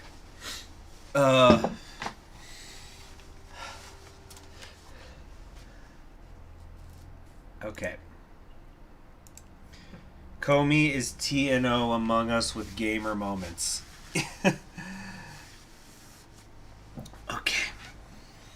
Okay. Increased fascist activity. Comey's far right had always been a force to be reckoned with. Not as big as the government's democratic militias, nor as big as Suslov's web of far-left no-goodniks. That's not a phrase who they get hear enough. The fascist militias had still maintained a respectable fighting presence, drilling their men frequently and accumulating as many weapons as possible. The far right had earned their place as the third pillar of Comey's defense forces. From there, the fascist paramilitaries had adapted themselves well to the stalemate. They acquired a few quarters of the capital for their own purposes and often clashed with Democrats or Communists. Their big break had been given to them by the government's recent battles with Suslov's forces. Under garrisoned Communist or Democratic districts had been taken over by the far right.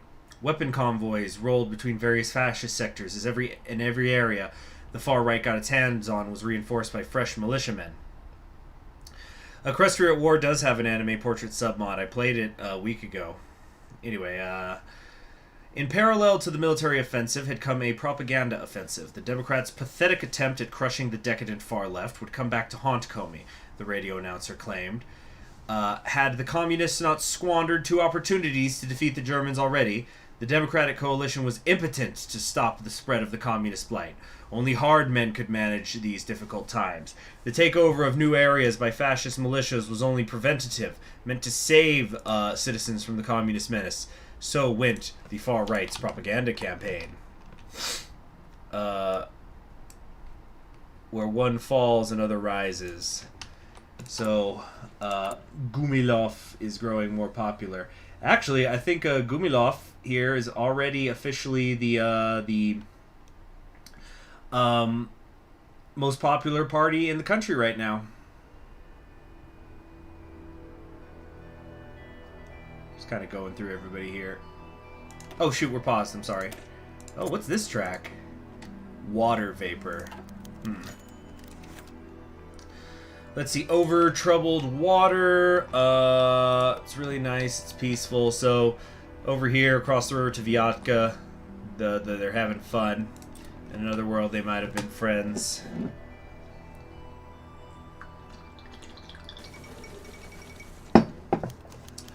SNP is in charge in Scotland here.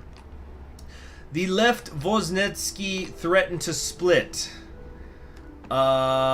This is an outrage. Even as the rising tide of fascism threatens to drown the republic, the government insists on fighting the communists. Has President Voznetsky gone mad, or is he merely capitulating to the fearmongers in the liberal and conservative party? Rumors of a motion to end the campaign on the far left had spread through the assembly. Rumors of defections to the communists had begun spreading.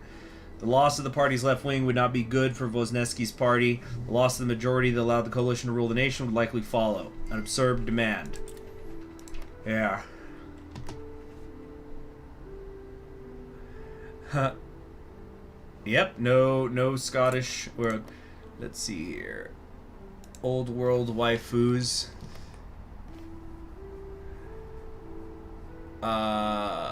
What path are we going for? Constantas Mantas did. We're going to the right. That's and I'm only admitting that because I've had to explain my choices. But I won't say where on the right we're going just yet.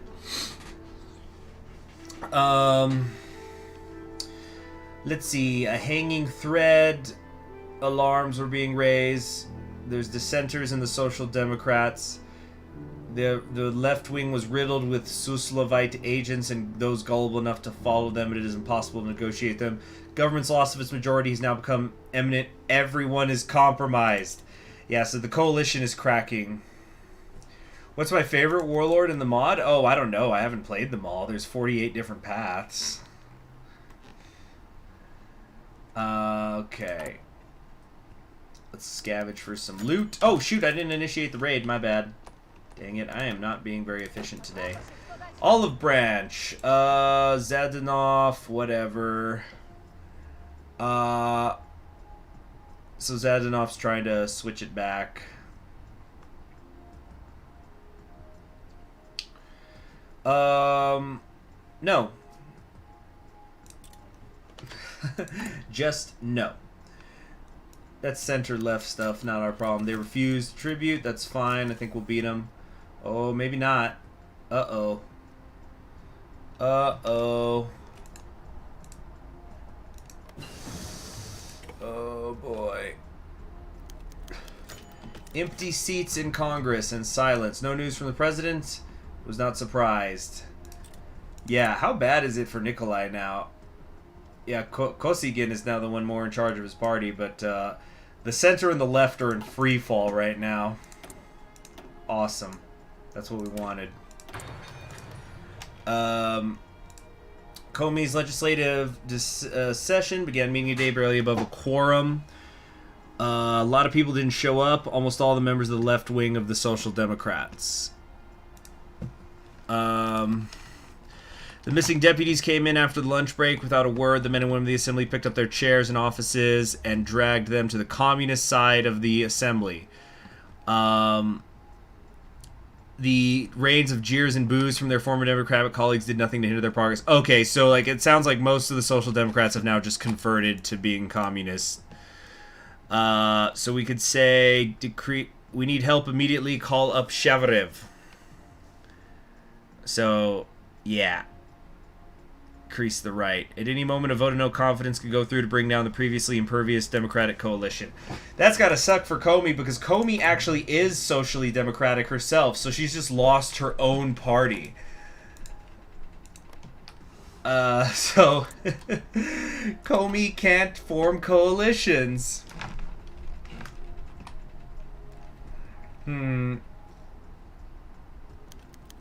Okay, raid was successful. Awesome. And now I think we've got 2 loot, right? No, we don't. Oh, we're scavenging for this loot. And we're also building the paths. Okay, what do we want to do here? External investments, war planning. I kind of want to make the factories, but 75 is just so much. We got food for the hungry, nice. Let's purchase some infantry equipment, though. That'll be good.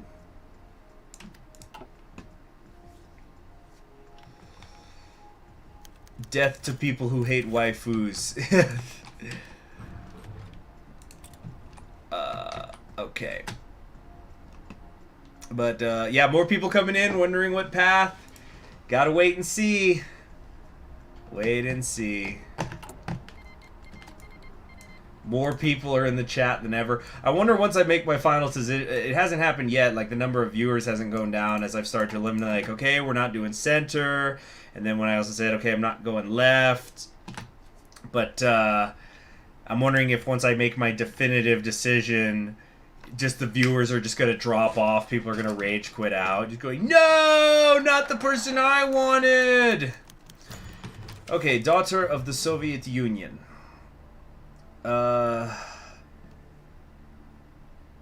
Okay, the rays of the rising star. She's one of those populist types. Comey, Republican Navy. That's cool that we have a Navy, you know, for all that Navy stuff we gotta do. Okay. Death to those who hoard waifus. I have heard the saying that more than one waifu will ruin your lifeu. Let's see here. Temporary period of time. Things have calmed down again.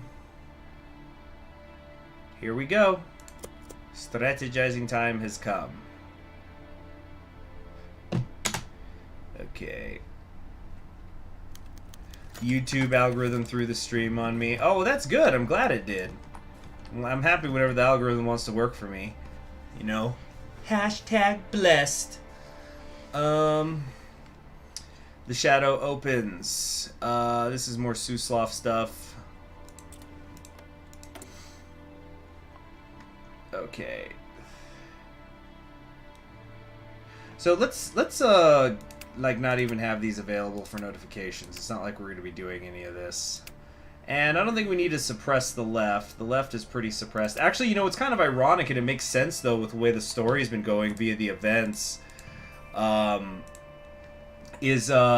Even though the communists, like the left as a whole, are the least influential, I find it interesting that Suslov is the most influential individual politician. I think that's actually kind of cool that works out that way, because that's exactly what's going on. The left is being attacked by the centrist government right now, but it's turning people to communism in reaction. So the communists are the reactionaries. You have a dentist appointment? Oh, go take care of your teeth, man. I need to go to the dentist next month. Hold on here.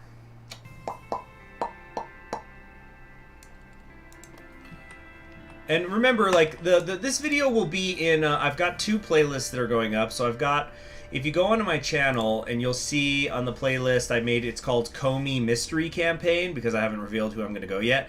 And also it's in my usual thing. Now, once I do pick my choice, that's when I'll, you know, change the name of the playlist. It means that Suslov is the most influential in the left camp. Yes, I understand that, but still it's kind of interesting how his 54 is still higher than Gumilov's 53 right now.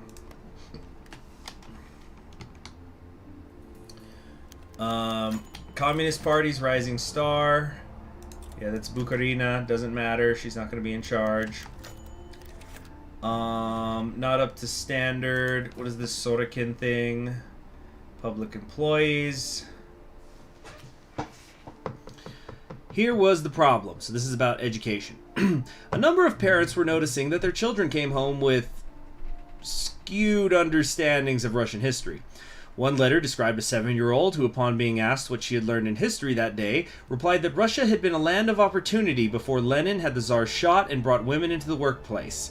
Another described a writing assignment, apparently requesting that students write about what the nation means to you and what should be done to those who don't respect it. There were 8 similar letters, and as the schools were legally required to be politically impartial, something had to be done about it. Sorokin started by requesting that Nadia looked into the teacher's backgrounds, and she quickly came back with a likely suspect. Viktor Bugakov, a history teacher for 6 months, had both a criminal record and an OVRI membership card. He was fired immediately, but Sorokin could not only wonder how such an individual could be hired at all. There aren't dangerous extremists in the administration, are there?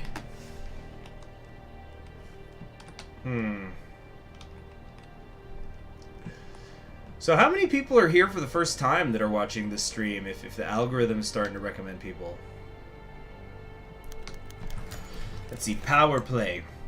Valentin Ivanovich, I want you to be frank with me. Is it doable?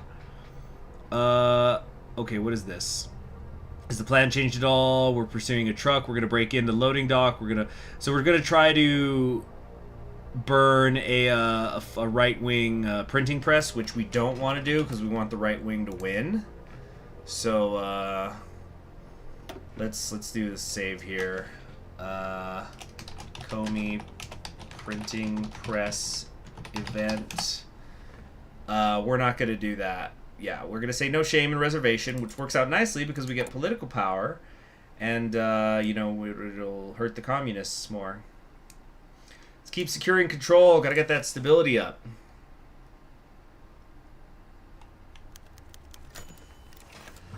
Okay, a dangerous operation. Explain to me how this happened.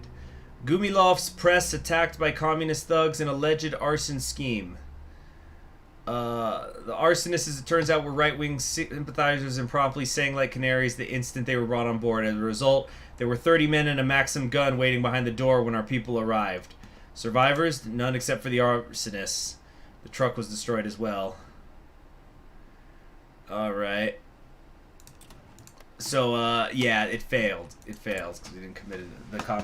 I didn't let the communists commit enough resources. Hand behind the veil. What's this? Children at play.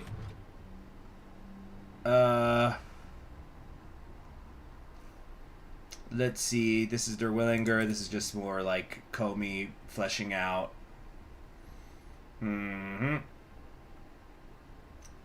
Comey printing press, very Christian. Google's results from that. What do you mean? Let me look that up. Comey printing press. What pops up? I'm just getting results for something called the Komori printing press,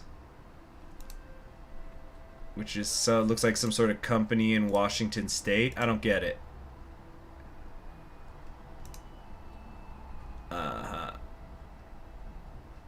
Let's see here.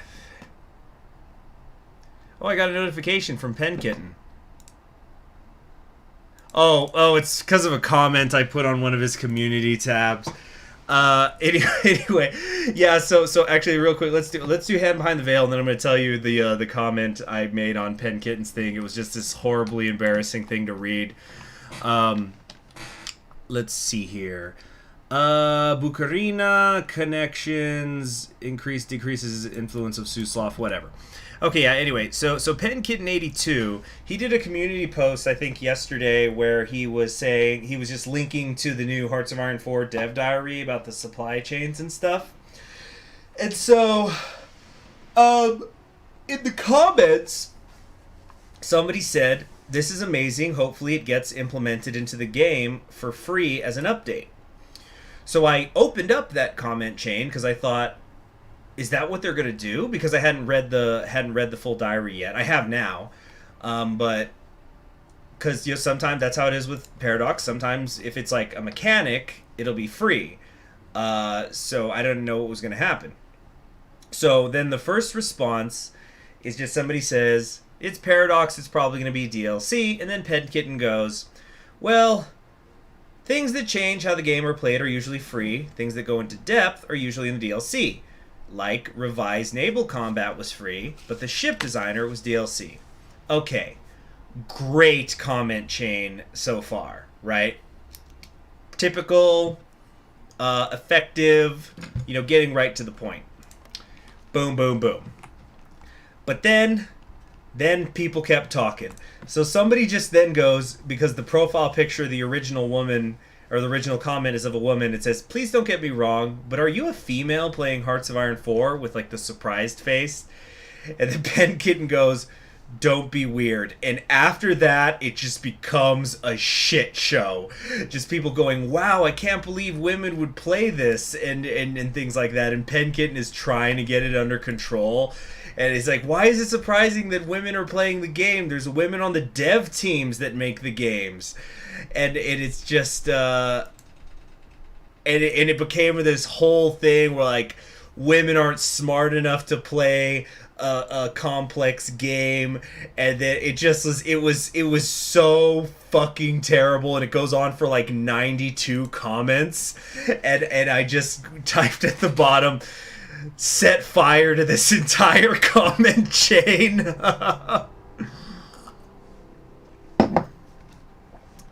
Yeah, it was so bad. I felt terrible for Pen Kitten and probably having to read all that, because he's probably getting, because he commented in the chain, so he was probably getting pings for everything that everyone was saying in that chain. Just, oh my gosh, just is the thread still there? Sure. Yeah, I guess I could link it, or I don't know. How do I link somebody else's community post? I'll link the community post. You guys will have to figure it out. Yeah. Yeah, I don't know what was worse. The people going, "Oh my god, a gamer girl. So hot and pretty." Or the ones who were going, "Ugh, gamer girl? You're not smart enough to be here." I don't know which is worse. I really don't. It's bad behavior. Either way. Let's see here. Anyway, let's get back to the game, shall we? Yeah, but I just brought that up because I had a notification, and oh, it's from Pen Kitten. What is this? And it was just showing that he had, like, put a little heart on my comment. Okay, calculated risk. So this is Bucharina trying to work with different people, essentially.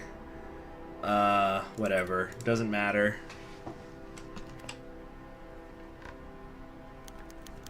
Okay, planned nomination for the next Communist Party candidate. They're gonna stick with Zenzinov. Yeah, I haven't really been paying attention to who I've been making most influential. Zhdanov's ascension, clouds on the horizon. Doesn't matter. Doesn't matter. We're not going communist.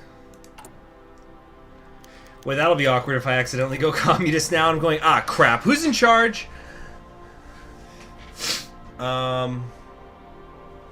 Okay, crisis in the Politburo. Talk about family name. The walls close further. Okay. Okay, so the left is splitting. Suslov is threatening Bucharina. They're falling apart now. Okay, let's come up here. Let's do the research facilities is kind of good, but industrial expertise is very good. Yeah, it's just they're just totally crumbling on the left. See you later. Take care. Where is it? All right, a new Dumvrit. What is this? Increase influence of the center or whatever. Doesn't matter.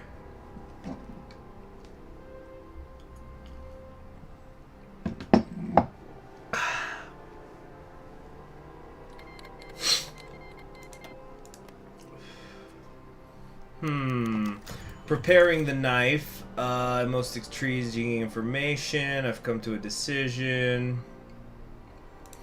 Let's go with Bucharina. Okay, from what I'm getting, just skimming these events, it sounds like Bucharina's Suslov was threatening to kill her if she supported Zhdanov. That's what I was kind of getting. Oh, son of a bitch!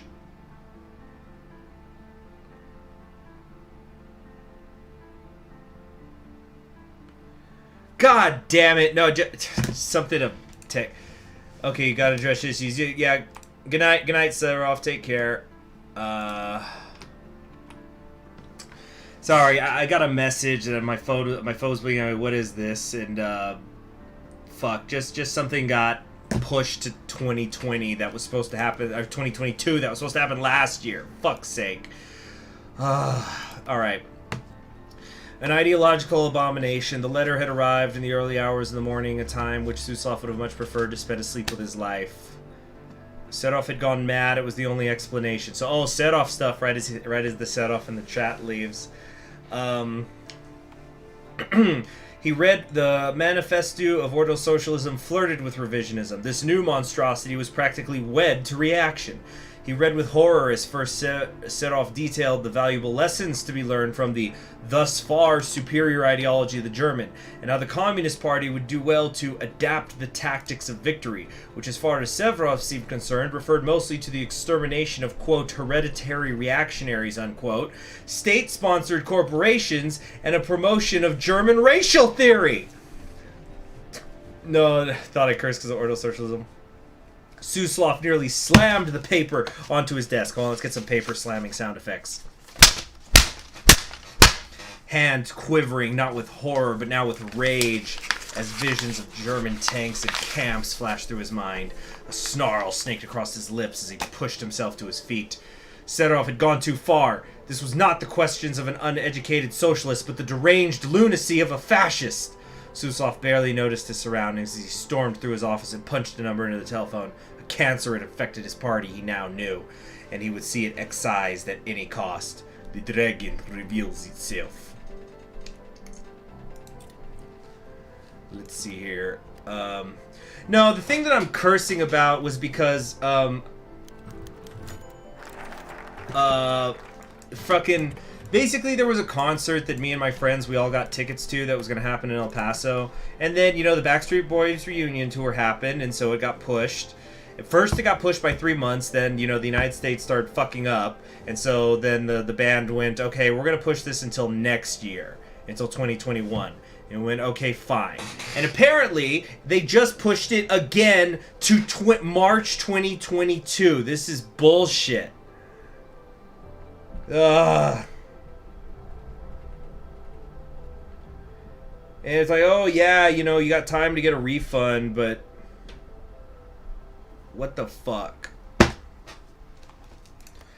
Oh, it's so frustrating. Anyway, confrontation with Mephistopheles. This is some stuff with Suslov. Let's see here. Oh my god, are they killing Suslov? Wait, I'm actually going to read this. Pretender to the phone. There's a theater performance.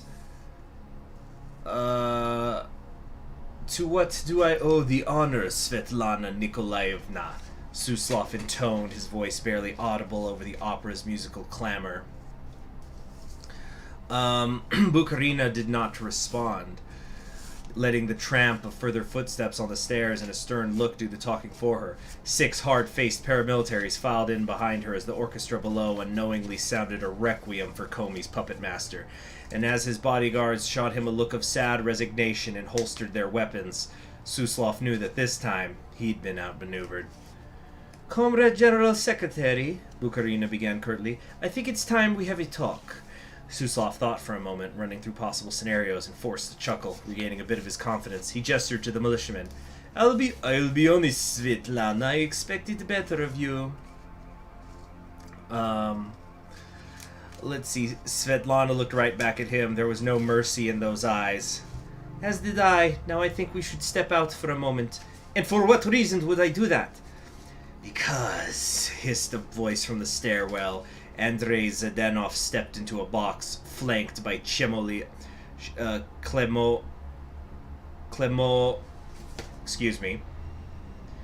Chelome and Wojtukevich. I don't think you have a choice.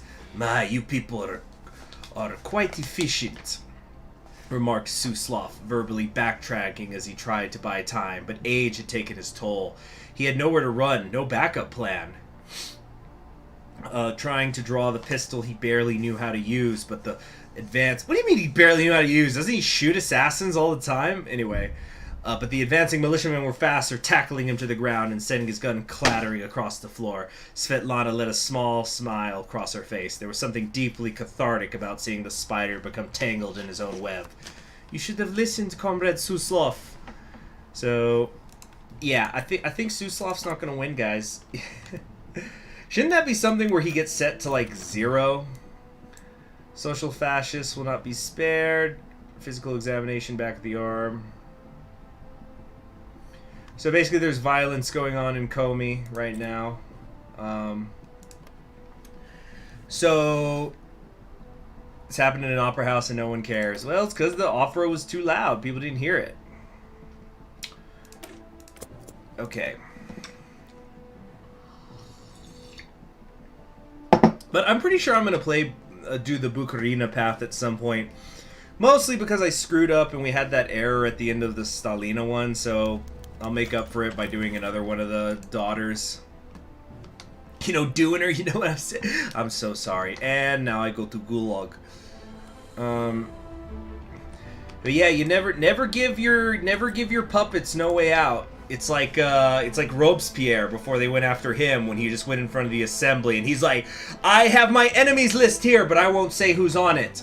And it's like, bro, name names, then everybody can turn on them. That's how you stay alive. But if you didn't name names and you made everybody think you were coming after them, you're gonna get your shit fucked up.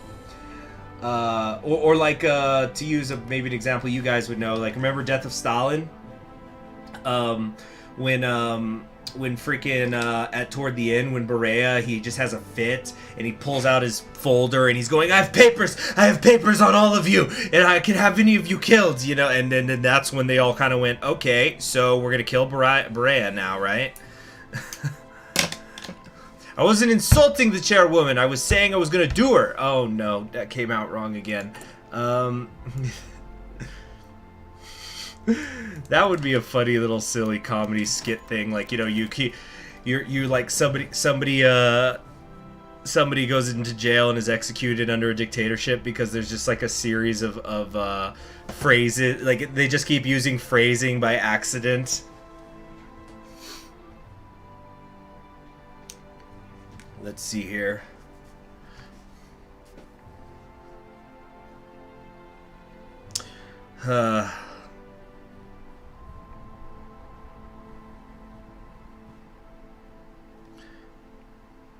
Let's see here.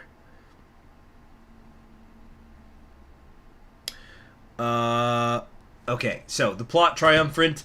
Go ahead, shoot me now. You'll only dig your own grave. The police will be here in minutes, Suslov said, feigning confidence.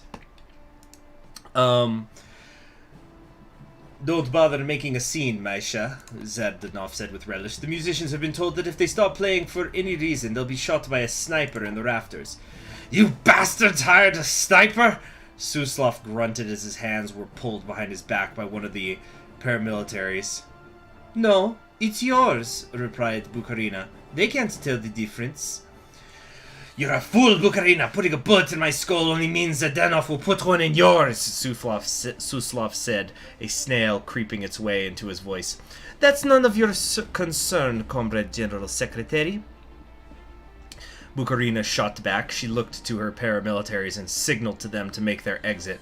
With an unceremonious wave, the upper echelons of the Communist Party departed the booth for the long negotiations ahead, the lead soloist's aria echoing behind them. Into the unknown. Okay, flowers. Cemetery had been struck by a terror bombing. Who blows up a cemetery, really?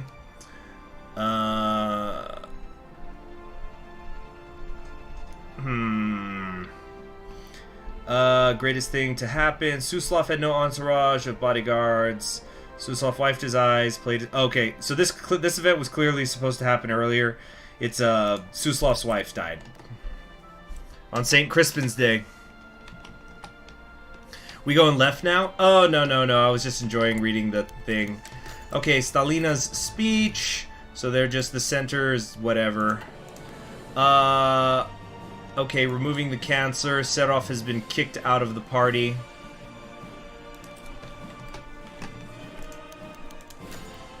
Okay. A new beginning. The demands presented to her were not uncompromising. And Suslov knew he had no choice not to accede to the document that Bucharina had unceremoniously handed him at the moment they made it to the black van parked out back. A van that Suslov noticed with no lack of bitter amusement was registered on his own orders. The pen in his hand twitched as he read through the list again, a cold churning in his gut. So this is pretty much the Godfather part, you know, where they're saying, like, either your brains or your signature will be on this document. Limitations on the power of General Secretary, an election for the position within 3 years, a freeze on party purges, an end to interference in local Soviet affairs, all unthinkable on their own, but combined they formed a crushing black wall that he could barely tolerate to look at. He looked up at his former allies who sat on the opposite side of the van. Bucharina's stare seemed to stare through him as if he wasn't there. He tried to send a glare back, but he couldn't muster it. There was something within him he had not felt in a long time. Resigned defeat. He opened his mouth to speak, the words as ash in his mouth. He knew that he sounded hurt. He couldn't help it. I'm surprised that you managed to... that you allowed me to keep my membership within the party, despite your commitment to stripping me of every ability that I have to keep this organization coherent, he managed. Do you wish for a puppet then? A reminder of your triumph? He practically spat out the words as he signed the paper. Bucharina's gaze met his, utterly unsympathetic, as she spoke a single sentence. Directionally correct, Comrade Secretary General. The echo of his words rang at his ears for as long as it took for him to hand over the paper, exit the van, and retire to his dacha, empty and alone. The future awaits! Hey, we got a little political power off that. That's nice. Why can we not be raiding right now? What's going on? Everybody's broke as fuck?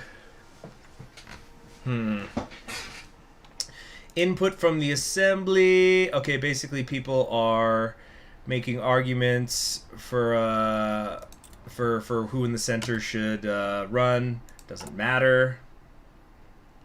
Because we're not going center. Kosygin speech. Doesn't matter. So, have we had any predictions on who's going to win in the other regions? Yagoda seems to have defeated Buryatin, Sablin. Alright, Turkey, war, whatever. How is it decided who wins? Whoa, look at the size of that crescent wrench! It looks like a freaking enormous cattle prod or something. What is this from? That's fun. I like that. Is this what you do when you're working on like mechas? This is what you don't see in the animes is, you know, the crew. Like, all right, we gotta turn this screw. Get me the you know how like usually the screw, you know, the screw, it'll be like, you know, hey, you know, can I get the 5/8? And you say it's like, can I get the 5-foot crescent wrench, please? Let's see here.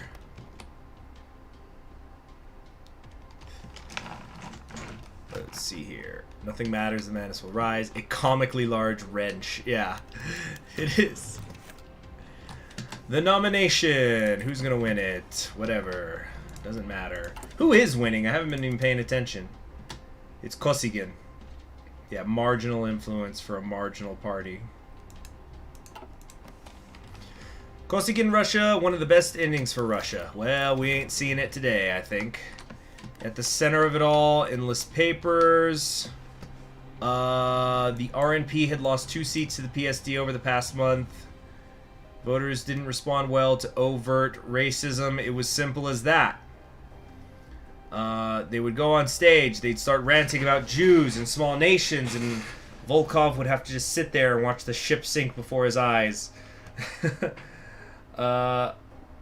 Volkov was crucial to getting Shavarev elected. Shavarev was crucial to the rest of the Passionary. Therefore, Volkov could probably get himself a raise.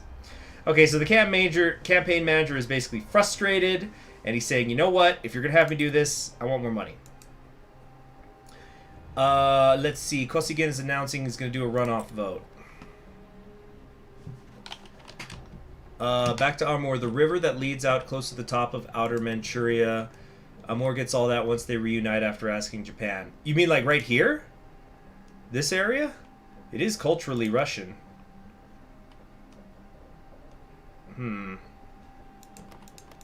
So like this spot? Yeah, I'm going to have to do an Amur campaign someday because I've heard it's very difficult, but also, you know, just to, because, yeah, I don't know what the Japanese interaction is, so I need to learn that. Why can't we raid? I'm getting frustrated. Oh, there we go.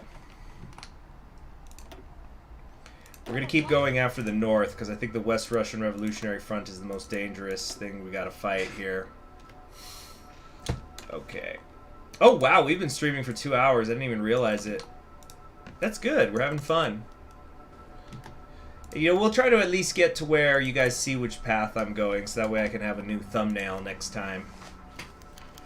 Kosygin has secured the nomination. Whatever. Burgundy's got nukes. Everyone shit your pants and then move on. Got other things to do. Memories of home. What is this?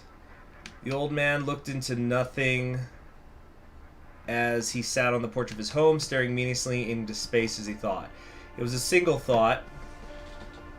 Oh, this is like a German boy. Okay, father was at Komi. You know, I don't think I've ever seen this. I'm going to read this whole thing. This seems interesting. Once a long time ago, he was Fritz Schumenkel, a young German boy. He was born in Stettin, his father a communist, and murdered by stormtroopers in 1932. That, the old man thought, was when the hatred began. The hatred only got brighter when he was conscripted in 1938 and forced to work for the very men who murdered his father. A humiliation, if there ever was one. They took him from his wife and children. Then, the way the Soviets began, and he saw an opportunity to help defeat the war. That's supposed to say the war, that's a typo. I saw an opportunity to help defeat the fascists who took so much from him in his home. He volunteered and quickly deserted, joining a communist partisan group. To avoid being known, he was rechristened that day as Ivan Ivanovich. Isn't that a little racist? that I don't know. It's like if you wanted to pretend you were French and you called yourself like Henri de Pierre or something, or if you were German and you said like, yes, my name is Fritz von Stubin, Hans von Fritz. Anyway, Ivan Ivanovich was angry, deeply angry. He was one of the best partisans out there. He must have helped destroy at least a full division's worth of men. That made the old man smile. But no matter how much he helped, no matter how much he killed, the fascists just kept pressing further and further and further until Moscow itself was in their hands, and the passion for destroying fascism decayed within the partisans, but not to Ivan.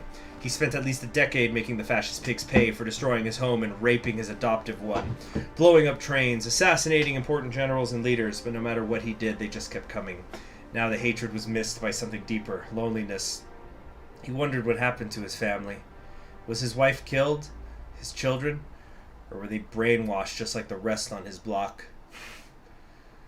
And the wondering wandered until fantasies played in his mind, and he continued to think this thought, the thought that plagued him day in and day out. And that thought was, I want to go home. I miss you. Alright, size from the PSD. You goddamn liberals! I know you're disappointed. It's no big deal. I know we were upset during the nomination, but I want to talk to some of them. Tolerable, but only just. Yeah, Elena, and Yevgeny. OTP right there. Oh, I'm saying CG's to have a more win. If you're in West Russia, you get the peninsula from this, and you take a more. You think you keep that silver and Northern Tunis, so you get a tad bit more land. Yeah. But there's no way, like, to cooperate to ensure that you always get the maximum sized Russia.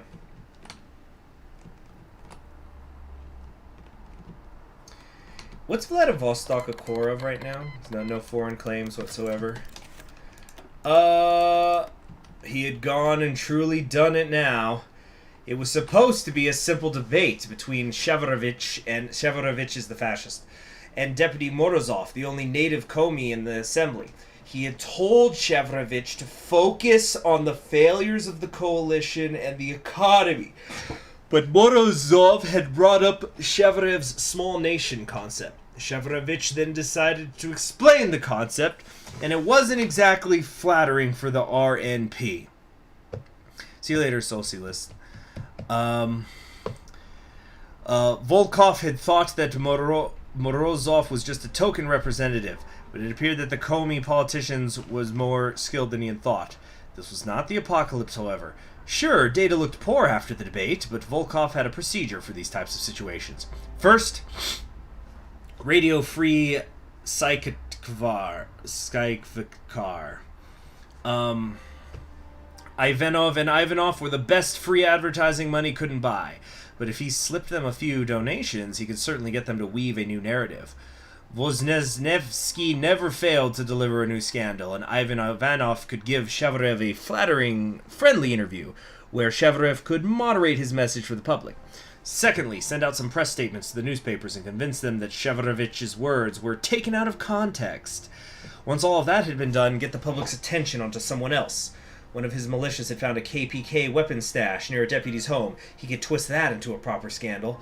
As Volkov went over his plan, he knew this was salvageable. He started writing the first letters, and his new narrative began to take form. The truth belongs to those who weave it better. Alright, let's raid. Dun, dun, dun. They refuse tribute. Just can't figure it out, can y'all?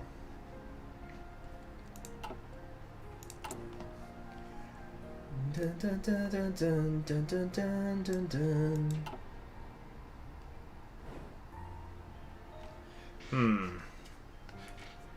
If someone called themselves Alex Le Baguette, he would be fooling no one. Raid was successful. Awesome. We got a lot of... Oh, what's happening? Okay, you guys, did you guys see that? Something happened out there in the world. I don't know what, but there was that loading for a minute. Eric Koch severely injured in Kiev bombing. And we got some treasure. Wow, a lot of political power.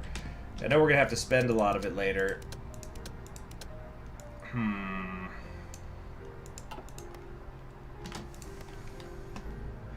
I'm wondering if I'm making a mistake by not having focused on, you know, increasing manpower and stuff like that.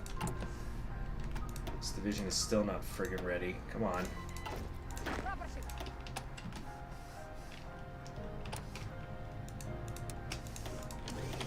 Whoops. Okay. Dun, dun, dun, dun, dun, dun, dun, dun. That's gonna piss Zhukov off. Well, it looks like them and St. George are a little busy right now. The district. Leonid Volkov was stumped. This is so interesting, the point of view of a campaign manager. There was a district that the RNP wanted in their hands. The district's elections were a while away, but to steal this district, things needed to be set in motion as soon as possible. The district's former deputy, a DSNP candidate, was not planning to run for re-election. His successor was sufficiently milquetoast, and Volkov could certainly find a more charismatic candidate. That wasn't the issue here. The real problem was that the district had a large minority demographic, mostly Jewish. The RNP wanted to marginalize this demographic and ensure that the National Assembly was serving the Russian nation's best interests. To Volkov, it was a noble goal, but a difficult one to get into the Assembly. Obviously, none of Gumilov's Eurasianists would do it. Those damn non-racists. Those damn non-anti-Semites. He found his man in the form of a Passionary society member who owned a successful business in the district. He was a gregarious guy and had even appeared on the radio once. That was the candidate settled. Next was the issue of demographics. Volkov wasn't sure how to get a majority in the district. Then he realized he didn't need a majority, just a plurality. Volkov just needed to make the district apathetic enough to lower turnout, all while drumming up support behind his candidate. A smear campaign against the DSNP and the upcoming candidate would ensure that they were no threat, and soon the RNP would have that seat. Volkov pushed up his glasses. If he started now, this election could have effects even beyond the single district. Every election is determined by the people who show up. And that's true. You know, people say that El Paso, for example, El Paso, Texas, my hometown, is a Democratic city. To which I say, then why is it always electing Republicans? And I'll tell you why. It's because when people come in and they do the polls, El Paso turns out to be Democratic, allegedly.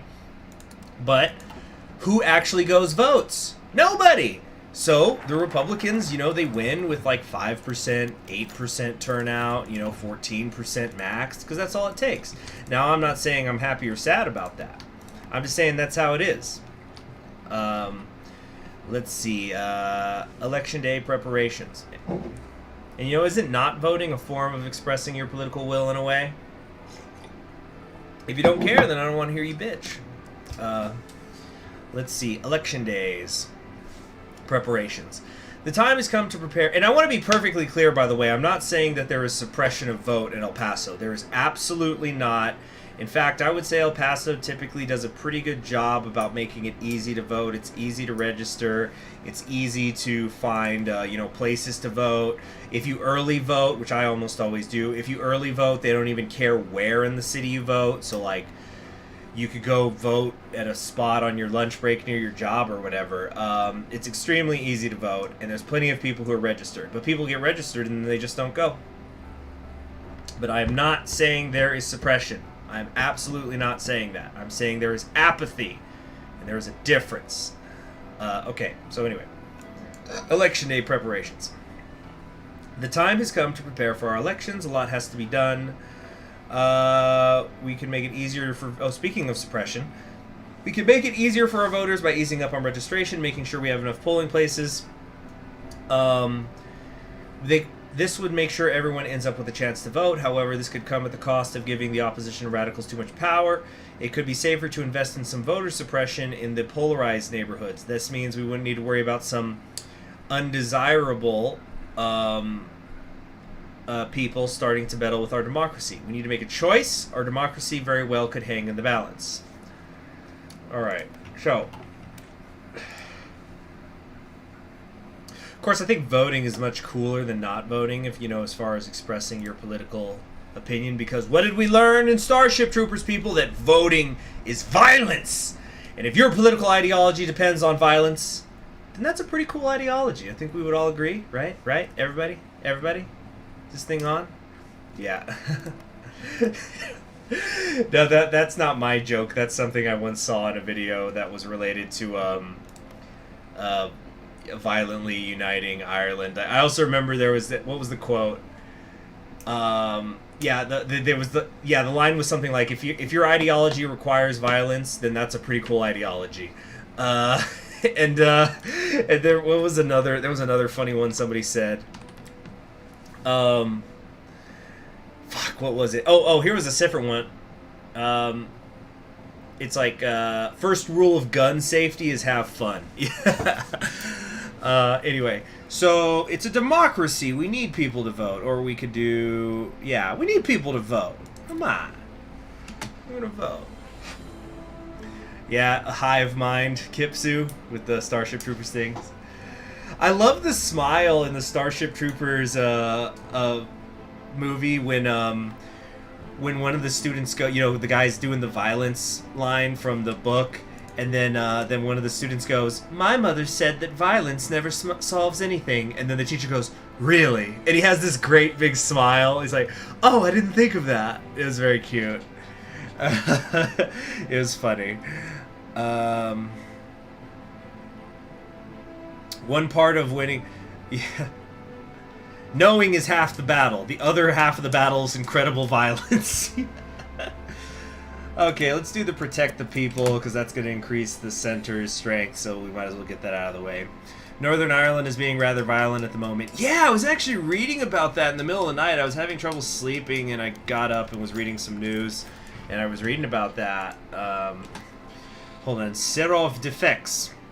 On the eastern side of there stood a short two-storied building, which was completely insignificant for outsiders, but was not unknown to a particular lot. Written down in the documentation as a residency for a local typography, the purpose of which is unknown even to the editors, the place served as a meeting hub for supporters and members of the Passionary and Gumilov's circle. The low-profile and formal legality of their work allowed to keep their work going without disruptions, without any need to fear the eyes of overly suspicious people. The arrival of figures in Soviet uniforms at the doorstep caught the personnel off guard. The leader, a balding, pudgy, middle-aged man, was not an unfamiliar face to many of them. But no one could place him with the names they knew, and his cold and severe look suggested that she... Yeah, this is, look at this pudgy, middle-aged man. We're gonna say she now. No one could place her with the names they knew, and her cold and severe look suggested that she knew exactly why she was here. The presence of the intruder would be instantly alarming if that wasn't for the lack of weapons on their hands and a small detail of the torn-off communist badges on their clothes. An unacceptable violation for the people of their service. After a short and awkward moment of silence, the leader of the Soviet militants took the initiatives. Ivan Alexandrovich Seroff, ex-NKVD and fierce patriot of the motherland. I have a favorable offer for your boss, Gumilov. A pleasure to meet you, comrade. So, decreases the influence of the Comey left. This will increase the influence of the Comey right by a large amount. Very nice. And Ivan Seroff will become the leader of the National Socialist Party. He'll be a prince of terror.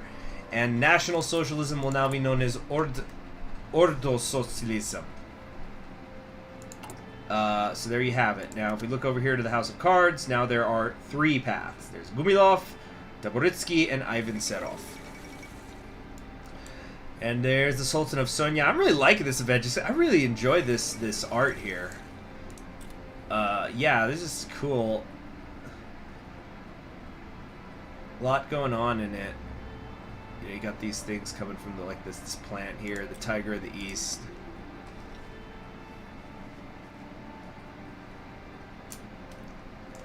Yes. Incredible violence. He making an example. Suslov rubs his fingers. Yeah. Blah, blah, blah, blah, blah. 2 large men approach the theater from behind. Your hearts must remain steadfast. Huh. What? The news of Serov's expulsion spread like wildfire. People are upset. One of Serov's supporters, out of stupidity or bravery, had attended the meeting all while feigning innocence. So Suslov is killing, just killed one of Serov's people who didn't defect with him. Okay. Increase the influence of Serov. Yeah, the left is just in shambles.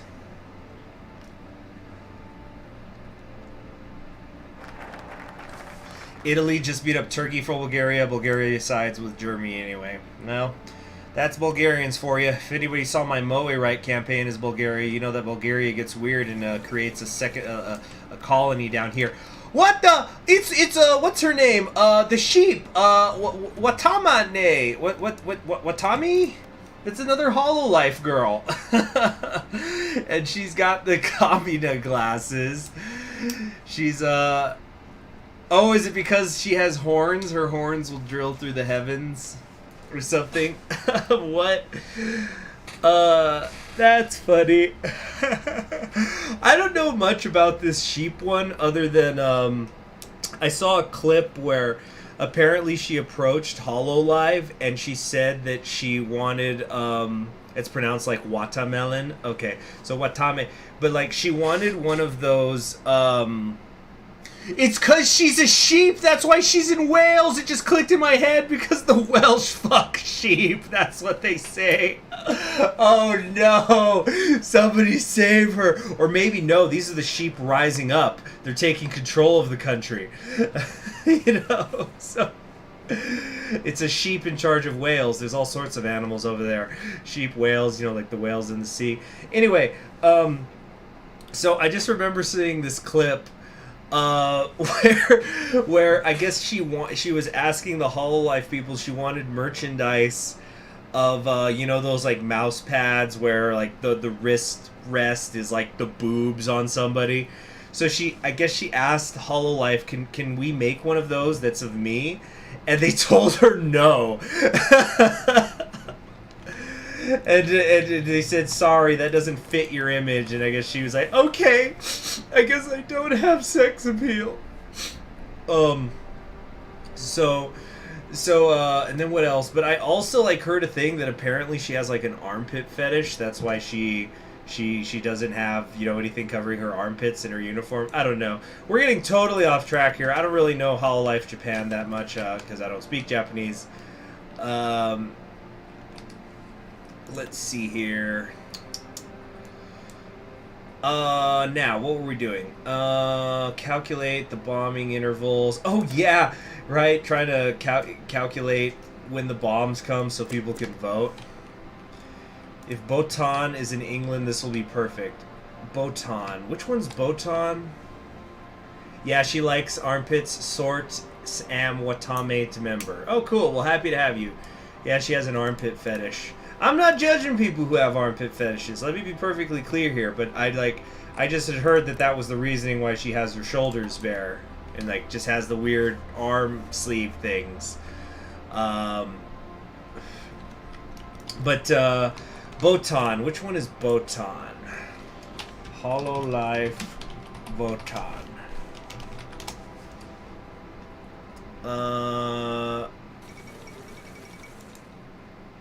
Debuted August 14th, 2020. Official bio. Mind of a lazy house cat in the body of a fearsome white lion. Contentious. Will finish what she started. Good luck getting her to start, though. Favorite phase is go big or go home. So I don't know this one, but it looks like she's a Japanese one. Okay, Matai gets control of the gopher. Matai. Who is this? Is that this person?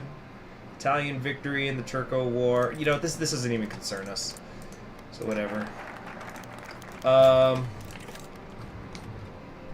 Okay.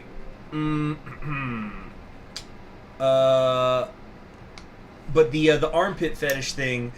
Yeah, I'm just now remembering. So like in the wrestling community, there's a lot of people who are armpit fetishists. Because the women they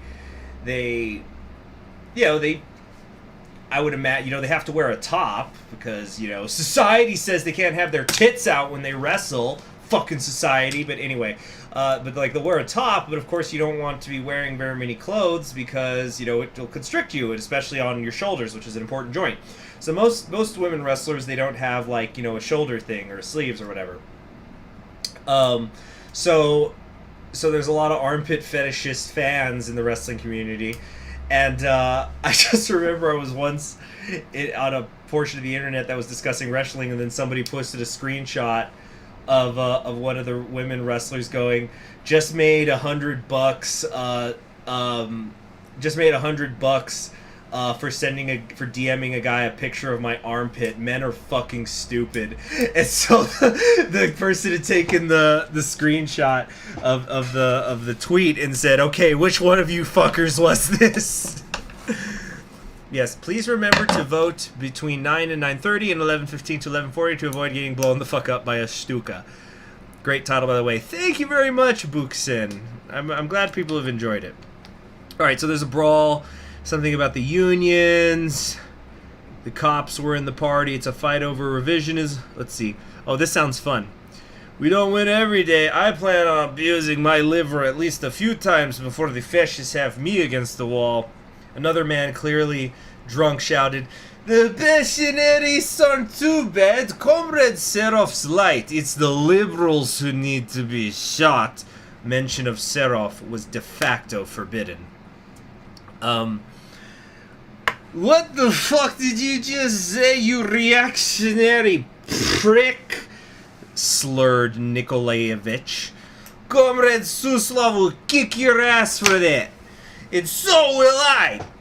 And with that, he threw a punch at the Ordo Socialist, who responded by tackling him off his feet and into a table. A heavy-set metal worker tried to tear the man off of Nikolaevich, but mostly managed to knock chairs over as he clung on tightly, throwing punches all the while. Nikolaevich, for his part, was too drunk to feel or counter the hits, and he cursed out his assailant. A noise complaint brought the police, and the barman went out to greet them. The cops here were in deep with the party. It's a fight over revisionism, officers. Nothing to worry about. I completely understand, comrade. Just try to keep it in sight. With that, they left, and the patrons indoors eventually succeeded in chasing the Servorite out of the establishment, celebrating with a toast to Lenin, hammered and sickled. I like that. Preparing for the bombings. Jack Rum says, I once saw the AI Cornwall garrison single-handedly defeat the Himmler England. It was so cursed to watch. Well, isn't Cornwall like a really strong military? Don't they have spirits for that? Yeah, army without a state, pride of the Wehrmacht. So I can sort of believe that, I guess. Yeah. Okay, I'm gonna read what Lion Gunner here said. This is fun. What the fuck did you fucking say about me, you little bourgeois? I'll have you know, I graduated top of my class in the Soviet Red Army, and I've been involved in numerous secret raids on the imperialists. Yeah. Himmler England. No. It's not like literally Himmler England, Void. It's an acronym. Acronym, is that the term? Okay. So safe locations. Our power must remain secure. Let's actually take the political power here, even though, so just to, have it.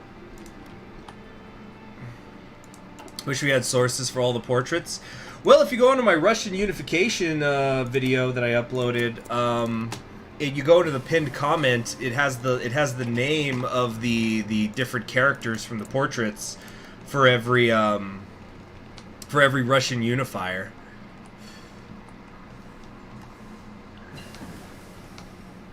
So for example, like, ask me any Russian unifier and I'll just look it up right now. I can just pull it up.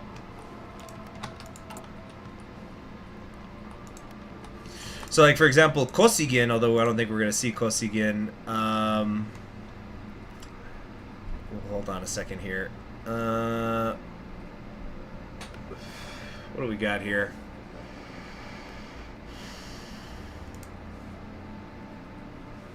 Okay, yeah, so character timestamp. So, like, in Comey, Kosygin is...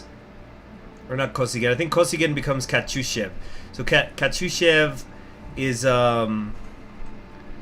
Anastasia Hoshin from ReZero. Wait, no, is that the song? Yeah. Okay. Anyway. Still catching up on the computing. Gosh, we're so far behind.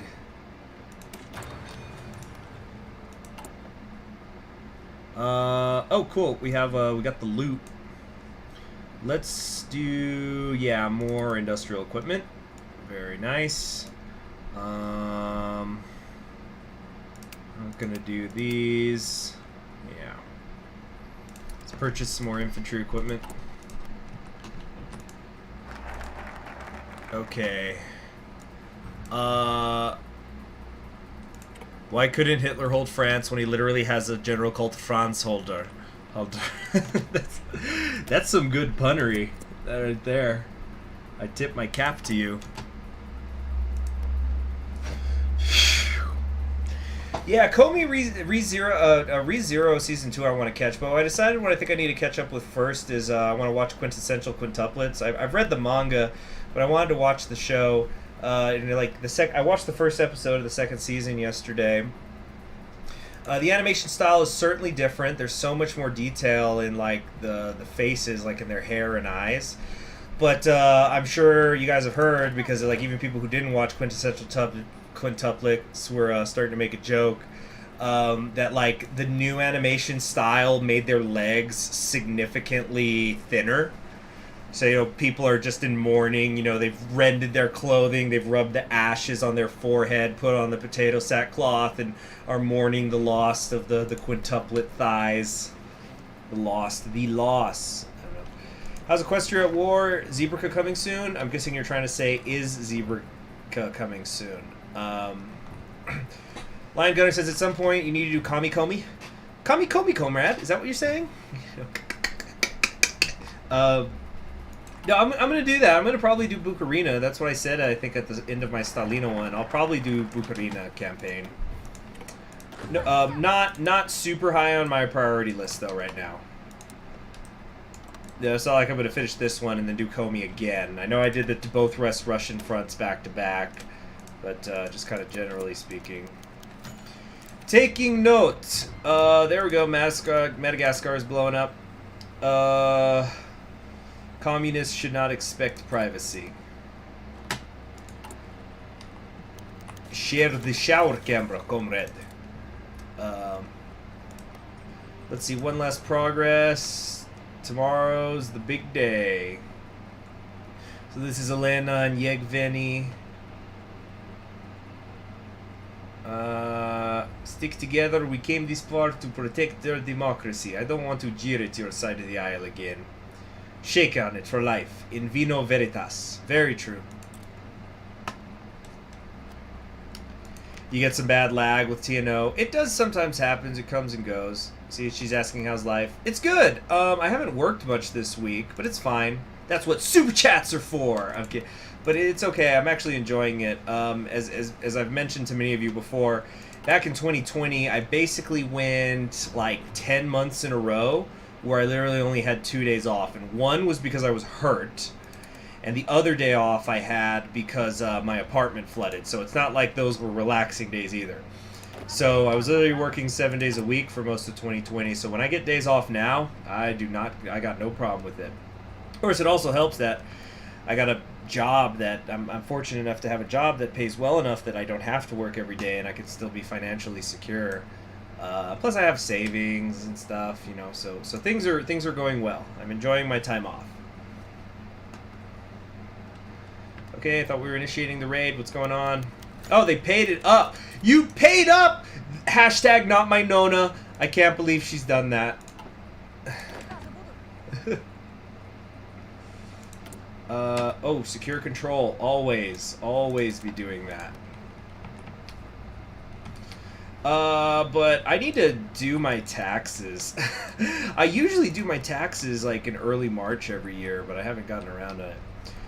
It's fine. You want to take a break from Hearts of Iron 4? Don't bring yourself out on a Swedish map game. Yeah, I'm gonna. We're gonna... Oh. Super event. Oh no, it's my first day on Wall Street. Well, no, not Wall Street. You know what I mean. And it crashed. Oh no! Whackity schmackity do. Nona was bribed with Katyusha pics. Oh, I didn't want to think about that. Out with a crash. Violence at the polls. Unacceptable violation of rights. But yeah, I was gonna say, yeah, I gotta do my taxes. Although someone, I was told the other day that there was an extension this year as well. It's not April 15th. But I usually do them in March. But I really need to get around to do them. It's gonna be a bitch because I worked so many different jobs last year. So I got a lot of forms I gotta do. And then, you know, this Google thing is this YouTube stuff is like an independent contractor thing technically, so it's like a separate form. It's gonna be annoying. Who are the ANCAPs and the Urals? You mean the well, I guess I don't think Serbian Black Army would really be ANCAP. No, Urals is Zetasalus, right? Let's see, minority law rule. Results of the election are in. Our Democratic Coalition has been declared the victors. What? Is that what was supposed to happen? Hold on. Is that okay? Can we still, like, do a coup? Hold on. What? Or was it because the people on the far right weren't even on the ballot? Now that's voter suppression. What is happening? Oh, but yeah, anyway, as far as Hearts of Iron 4, though, going back to what I was saying, so Hearts of Iron 4, I'm going to do this campaign, and I put this into my community tab, I think, last night. And I'm going to do a beta campaign, in Equestria at War. That's going to be, like, pre-recorded. And, oh, okay, so it's supposed to be a coup. The center is rigged to win. Wow, I guess they don't deserve to stick around then. Turns out the right was right all along. Oh, I just realized it crashes on April 1st. Looks like capitalists are the real fools on this April. Okay, so they'll get cooed. Alright, my bad. Having said that, let's still make a save file just in case. Yeah, so I'm gonna do a pre-recorded series of Equestria. I'm pretty sure I'm gonna do a pre-recording of it because I've got this in Nier that I'm already juggling. But like of the beta of Equestria at War, there's some reworked trees that should be interesting. So hold on.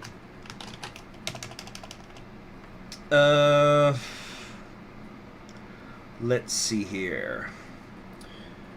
Okay, yeah, Comey election happening. The bourgeois got trolled, epic style. Oh man, that's sorry. Just imagining some communists, you know, they're using all their verbose, because you know how communists have all this like really verbose language that they use, you know, the dialectic and materialism and whatnot, you know, all these $10 words they always use, but then like, you know, they're just opening up a newspaper and they're seeing that the Japanese stock market crashed and they go, well done, comrades. The bourgeoisie have been trolled, epic style. It's just so funny to me. Oh man. Okay. Let's see here. So we got the decisions here. Or what was I gonna do? No, I'm not gonna do the industrial investments. I feel like we're gonna pay for that later in the wars that we're not investing in our industry. Violence at the polls. Yeah. just some French socialists going, ho ho ho, these Japanese, they just got debt-owned by their own capitalism. Oh, we had Hive Mind with Onia. Okay, reports of threatening rightist activity, whatever. So which one on the right are we going for? We're gonna find out soon, and once we've got our path set, maybe that's when we're gonna end it. We're not gonna do any of this crap. Let's save up the political power, which I've saved up quite a lot of. That's pretty good. I'm pretty pleased with myself on that. Inauguration of President Kosygin.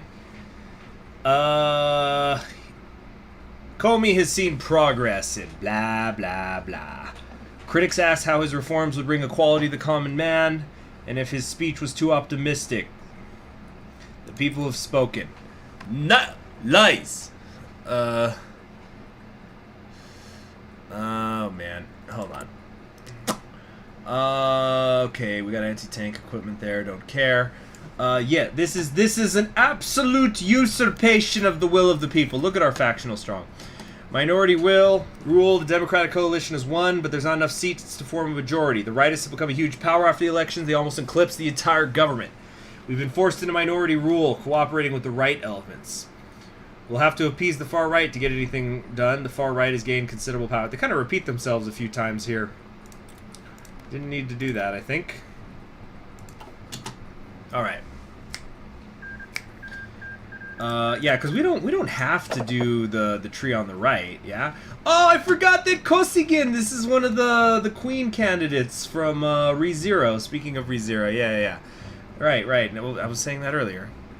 But, oh my god, look at the size of the ultranationalism. Just this big black over 1/4 of the pie. But yeah, she's the one who, if I, so in ReZero, basically there's a thing where the country needs a queen. It's like this fantasy world, but the country needs a queen, and there's, I think, 4 candidates or 5. Anyway, but she's one of them, and so they all have like different ideologies, and her ideology is like when she's like, okay, so why should you be queen? She goes, well, I'm the richest person in the country, and I've always wanted to own the country, so I should be the queen. And her like military generals are these like little cat wizard, they're like these, yeah, there's like these little cat people wizards. I don't know how to describe it, but they're just so, like, have you ever heard that thing that allegedly is psychologically, like, when you look at something really cute, you actually get aggressive and you want to hurt it? It's like a phenomenon. I've never had that feeling when watching anime, except with those little cat things, and they're also fucking hilarious. Let's see, the critical point. They're like little Pokemon that could speak English. Or Japanese, I should say. With the chaos growing, we're beginning to suspect an incoming far-right fascist coup. There are reports of rightist party leaders planning a march on the legislature building and other government offices. There are also reports of soldiers disobeying orders and even joining the paramilitaries. We must act before the situation is out of control. Unstable victory. Like people who want to punt babies, I guess. But yeah, like for example, there's this scene where, you know what, let me try to pull up a picture of the little cat things that I'm talking about. Okay, hold on. ReZero what's its name? Mimi, because it's like triplets, but one of them's called Mimi. Mimi Pearl Baton. Yeah. So I'll just like show the. So this is her. This is the one of the cat things. And like, you know, it's, sometimes there's two of them. It's one of the brothers. Like the one with the monocle is one of her brothers. Because I think they're triplets. I don't know if they're triplets or if they just all look the same. Anyway, don't do any of the focuses. Don't even try. But anyway, so there's this hilarious part, and this, I'm not going to spoil things, but basically she had to be part of a group that was killing a bunch of people. And it's okay because they were bad people. And then there's a scene where they're coming back on their horses, her and her brother, and she just goes, "We've done it! We've murdered everybody!" And the brother goes, "God, don't say it so cheerfully like that. You make us sound terrible." Anyway. So, if you want to speed up the coup, do decisions. Let's see here. In order to ensure that our regime is stable, we are not couped by our enemies. We must keep things as tightly under control as possible before we restore order. If our legitimacy reaches zero, we will be unable to maintain control and a coup will be carried out. It will be critical to take all possible measures in order to prevent an overthrow of our order.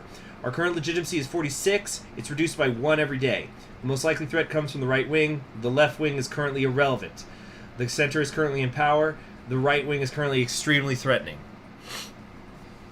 So, stabilizing the regime. In 60 days, we will secure our regime. So, increase legitimacy. Don't want to do that. Consolidate power base. Don't want to do that. Withdraw forces.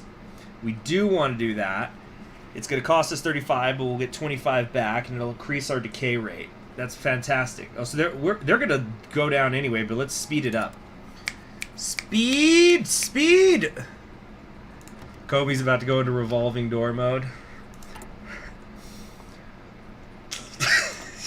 God damn. I'm still giggling about the just got trolled, the bourgeois got trolled epic style. Comey is seizing the right arm. So I'm doing this first one just because I want the political power. All right. So but you know what? You guys know that I'm deep into anime. I think you guys would be surprised at how little anime I'd ever seen in my life before about this time last year. I only really started watching a ton of anime when last year I just decided that I was going to watch every Studio Trigger anime. And then after I watched the first couple, I made the decision, you know what? I should break it up with other companies so I can like compare and contrast Studio Trigger to like, I guess, quote unquote regular anime companies.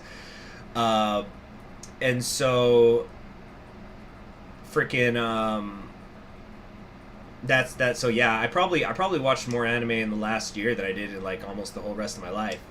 Thoughts on Evangelion? I've got strong thoughts on Evangelion. I'll talk about them in a minute. But first, somebody was asking who's in charge in Ireland. It's currently Sean Francis Lamas, and the NCSZ, which I always forget what it stands for, is being ruled by Neil Delaney. And I think it should probably pick somebody with orange hair because they're the orange part of the flag, right? So that's funny. Did I watch Kisnaver? Yes, I did. Thoughts on Evangelion? Sometimes I watch Evangelion or think about it, and I think that this is one of my favorite animes ever. It's one of the best. It's a top 10 for sure. And there's other times where I just get so pissed because Shinji, the main character, is such a little bitch.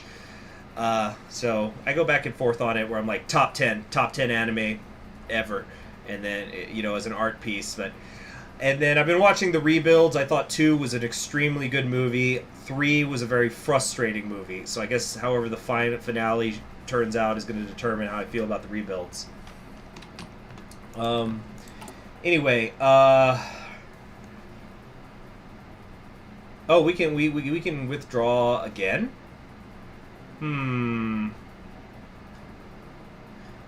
Okay, well, yeah, we're seizing arms, stockpile, monarchist offshoot groups sent shivers down the spines of Comey's citizens and the police force when it seized a fortified arsenal and made off with a great quantity of firearms and explosives. The right-wingers' ferocity and their use of ambush tactics made the attack a massacre. 10 police officers were killed with at least twice as many wounded. Now even more heavily armed, Comey's right wing will likely continue its bloody quasi-insurgency against the state. These days it seems as though the government is but a sheep surrounded by slavering wolves with no way to escape or punish these vicious enemies. Is Comey doomed to have its throat cut out? This increases our legitimacy decay rate. Nice. I'm wondering if we even need to spend more political power on this. I think we've pretty much got it. Our extremely fragile democracy. The city is burning. The efforts to ensure the center would win the election were not as strong as once believed. Violence by extremists was reported.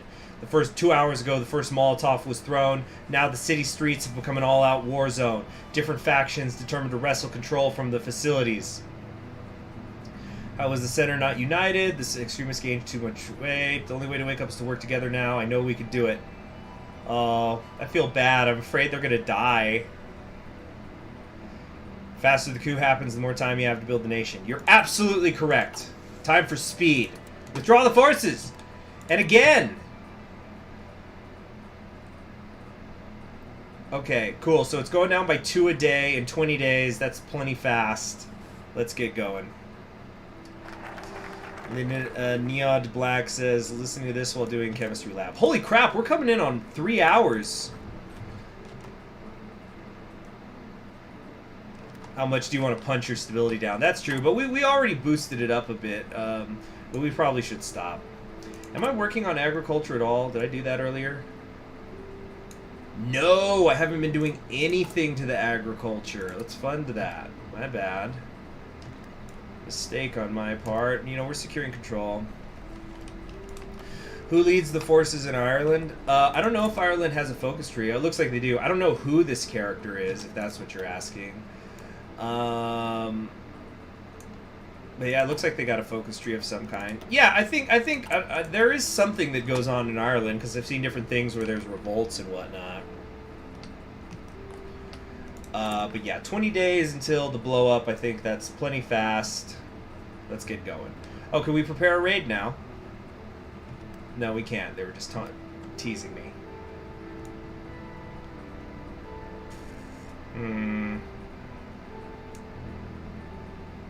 Yeah.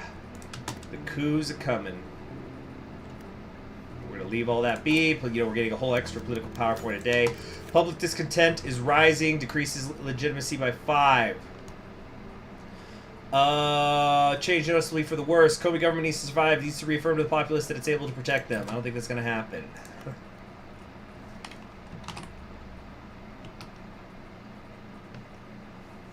Let's see here.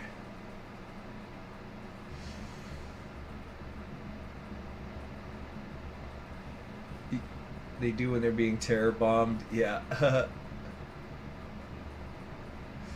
Hopefully nothing explodes. Wish me luck.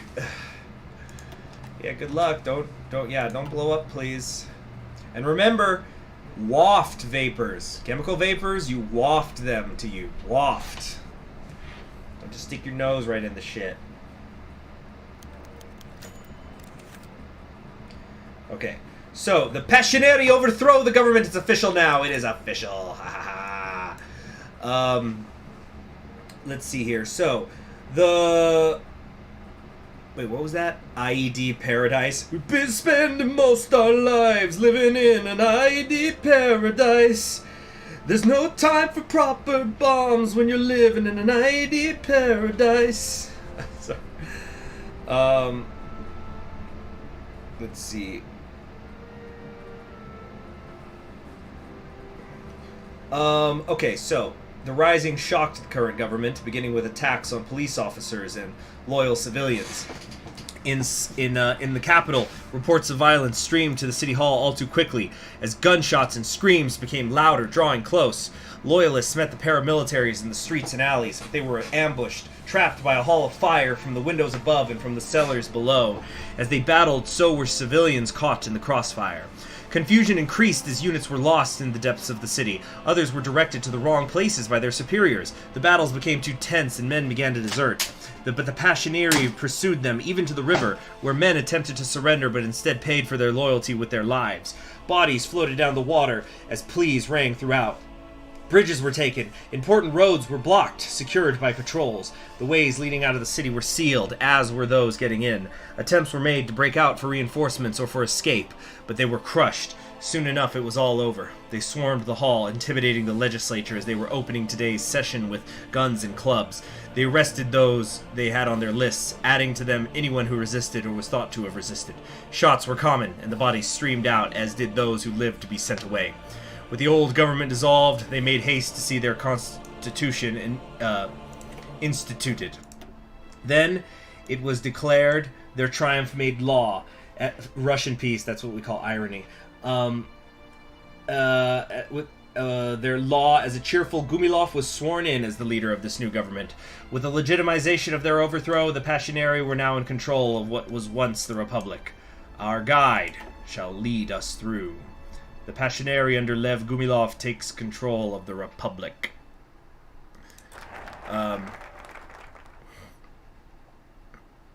What? All right, we are now Ust-Solsk. This is U.S. Forces Iceland for the person who's wanting to see it. I don't think they have a focus tree though. They do have national spirits. Okay, so yeah, we did it. The Passionary are in charge, but are we actually done yet though? Because it's my understanding. We still can, we still fight over, you know, who's gonna in the right can win, right? So, right? Hold on. Political instability. Okay, yeah. So in the next focus tree, that's when we then choose if we're going to keep Lev or go somewhere else, right? Do decisions to decrease legitimacy decay. Growing unpopular would probably mean something if the soldiers' population was near parity to Iceland's, yeah. Okay, yeah, because there's like counter coups that could happen, yes? So, alright. Let's secure the concept. Before we embark on the journey towards Eurasia, we must ensure that our support base is secure. If we start building atop weak foundations, the entire structure will topple. We must be placed in key offices, propaganda distributed, and our civilian supporters protected. Do nothing and let gamer Stalina take over. Okay. I don't know who this character is. Actually, I can look that up. Give me a second. So this character is, give me a second. The portrait is of Mia Karstein from Code Vein. Well, she looks like you don't want to mess with her. So you don't decide who leads until after you conquer West Russia? So like if you're, okay. All right. Okay, so I'm not saying yet whether we're gonna stick with her or not, but if we gotta do a whole other tree, okay, I'm gonna do a straw poll now. If we're going to stop it here for the day or not. Because we have already been streaming for 3 hours. Okay. So let's get a straw poll going. And I'm fine either way. Don't feel like oh, Conquering History Game should take a break. I've got the day off. You know, it's all gonna work out. Like if I stream more now, that means I stream less later or whatever. Meaning not like I'm gonna stream less later, but it's like, oh no, I'm making more progress on this campaign. It's fine with me either way.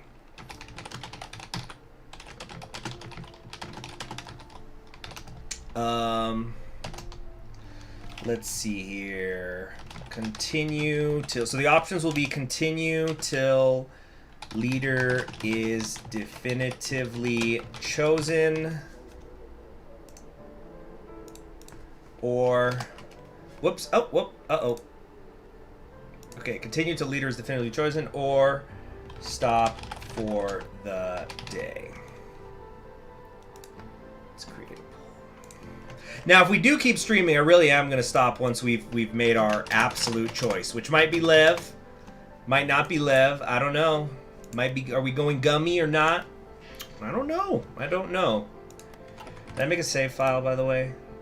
So yeah, you guys take a few minutes. There's a lot of you, so yeah, just let's take a few minutes to do that. Either way, I need to... Okay, hold on a sec, yeah. Lev coup successful. Alright. Yeah, because also the reason I'm asking is because, like, I don't know how much free time you guys have. I know that there was somebody who had to leave. There's been a few people who had to leave, but some people have left and they come back, whatever, you know. So, Gummy Bear. Who's your little gummy bear? And then she just shoots you in the fucking head. So, don't call me that. Alright, so anyway, I'm gonna go get some water while you guys vote. Be right back.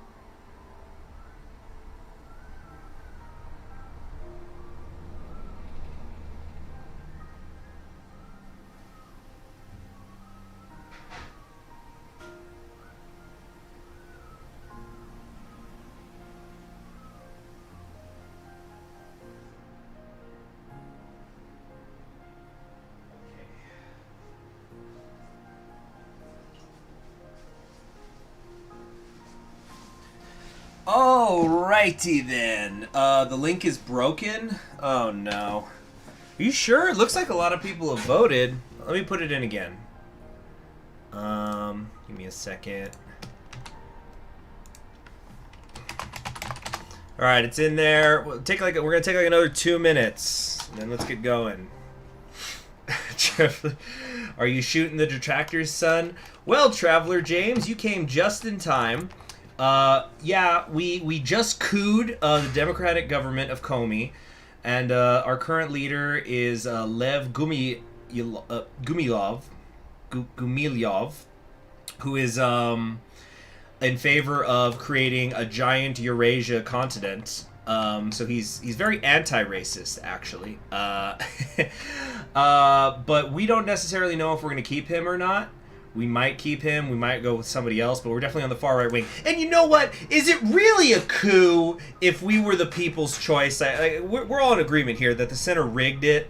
We all saw the faction rate in the decision menu. The right was winning big time, and yet fucking Kasigan or Cat, fucking blanking on his name. The liberal Democrat. He somehow won at the polls. That's bullshit, and we all know it. So this wasn't a coup. This was taking back what was stolen. Let's see here. Did we look at Iceland? Yeah. Yeah, it's a Guy S. Malloy. Maybe the right wing didn't vote right. They some sort of hanging Chad issues or whatever, or punching in the wrong ballot and whatnot. The Attila LARPer, yeah. The Scourge of God! It's a popular uprising.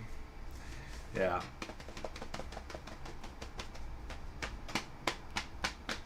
Okay. Okay, Kipsu, are you starting to fuck with me? Like people keep asking about Iceland. I don't know who the portrait is. I don't. Anyway. So, okay, it's been a couple of minutes. Let's check the results of the poll. Okay, 84% say we're going to continue until we've definitely chosen our leader. Now, what do I mean by definitively chosen? That doesn't mean we're going to necessarily unite all of Western Russia today. But, like, once it's become clear that I have to support somebody and I've made that choice, that's when I'm basically going to call it a day, okay? Let's go. So we still have political instability, right? So our legitimacy is currently being reduced. So we can do a crackdown for some quick base stuff, but I think what we want to do is consolidate our power base. That's actually going to be better in the long term.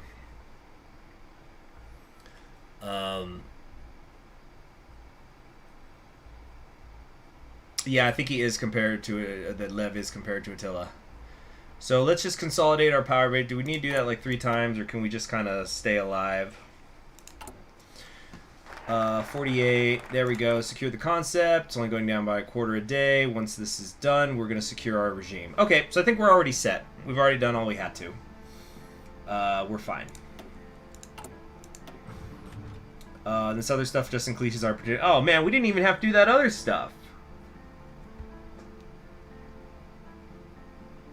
Yeah, see, once we do social spear permeation, then that's it. We won't even be decaying anymore. Oh, nope. Decreases legitimacy by 5. A church has been burnt to the ground by rumors about the arsonist and their potential future targets have spread like wildfire. Well, surely we didn't do that. Oh, we can do another raid now. Always good to raid. Always be raiding. Kosigan. Yeah, that was it. Thank you, Neod Black. Thank you. Alright. So Zukov already bitched out when we went after her a second time.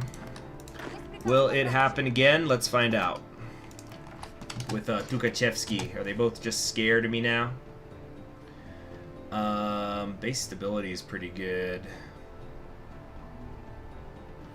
Ooh, 100 political powers waiting for us down there. Very nice. And we're building forts and stuff. Real good. Real good stuff. Yeah, we're not even decaying anymore. We're fine. Let's see. It wasn't a coup, it was a Guardian takeover to ensure the safety of the nation against radical liberal Raphael Warnock. Wasn't that the... Wait, what? Warnock from frickin', the Georgian senator, or what? Let's see here.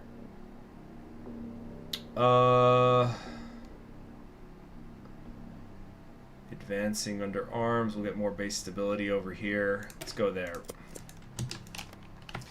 Pity we can't keep Comey as fashion leader. Yeah, even if you go social democrat, you gotta change her out eventually. It's because Comey can't do coalitions.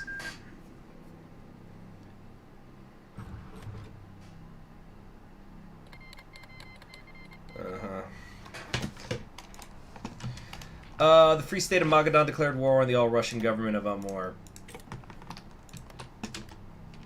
Alright, well, things are kicking off out here. The 3 Georgias are all portals to each other. I like that. I'll have to remember that joke. Advancing under arms. It is time to expand the newly formed Eurasian National Army. Okay, like, what's going on here? Okay. Okay, so it is now officially time to start working on things here. We need to choose our influence. Oh boy, the music has started. So guys, it is time to finally reveal, are we going to be influencing Taboritsky or not? Now, I believe there are 3 options. We're going to the right is we could do Shevrovich with fascism. We could do National Socialism under Ivan Seroff. We've got ultranationalism with Lev Gumilov, and then despotism with Sergei Taboritsky. And I said that I had the thumbnail ready in the other monitor. So I had made my decision long ago before it started. See, the fact of the matter is the game was rigged from the start. So I'm going to show you guys my my base. For the thumbnail. And here it is.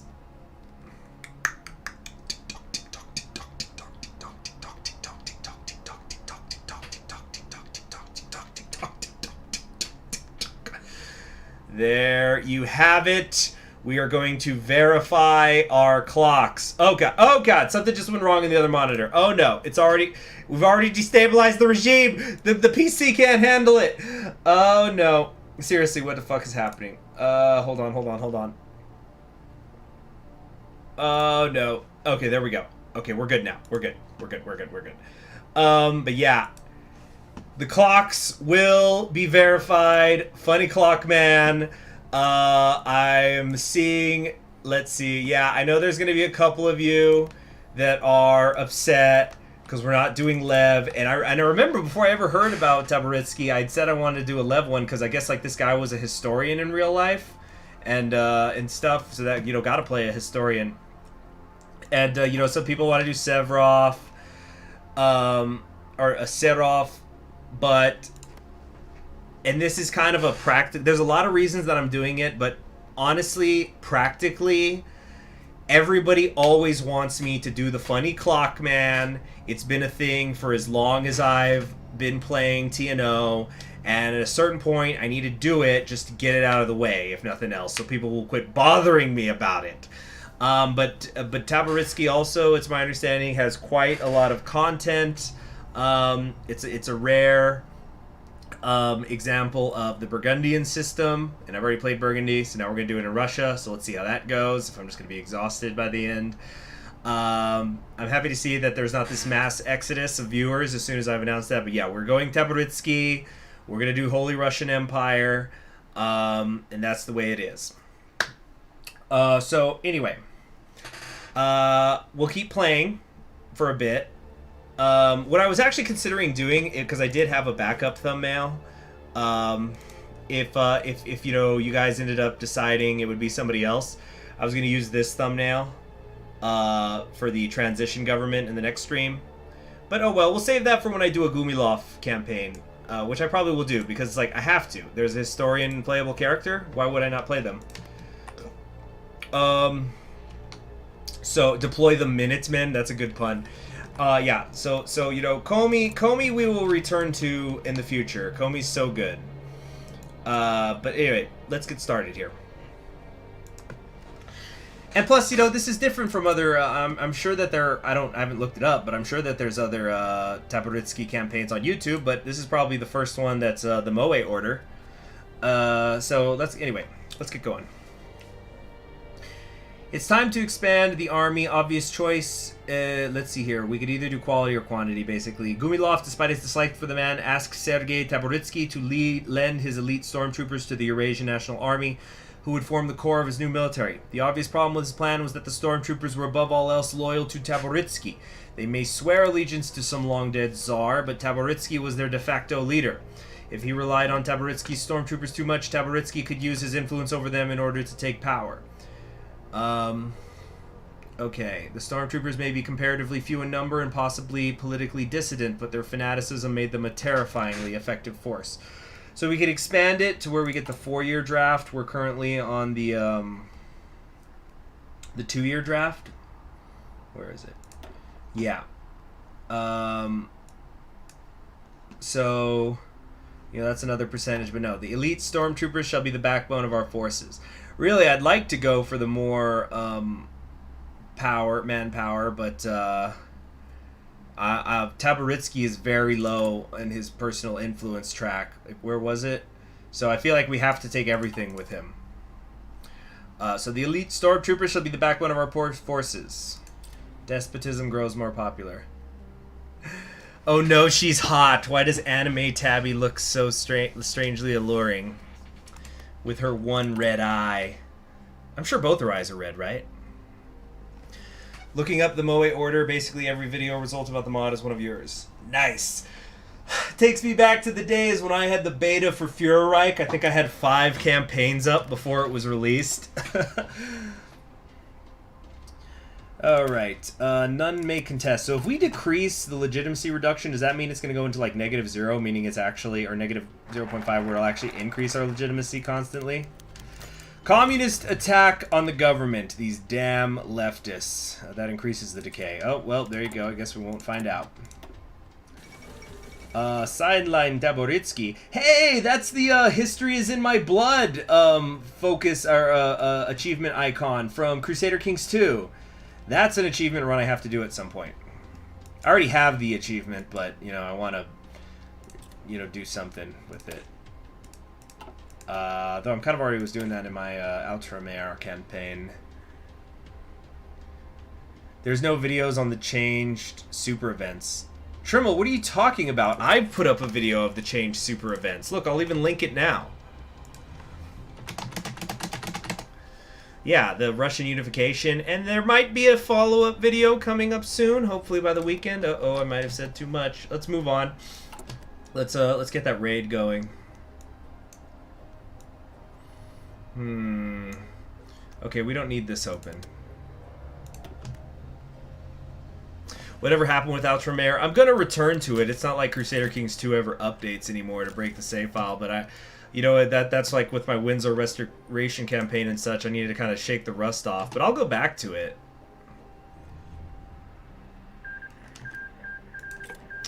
Poet is dead, a slave to honor.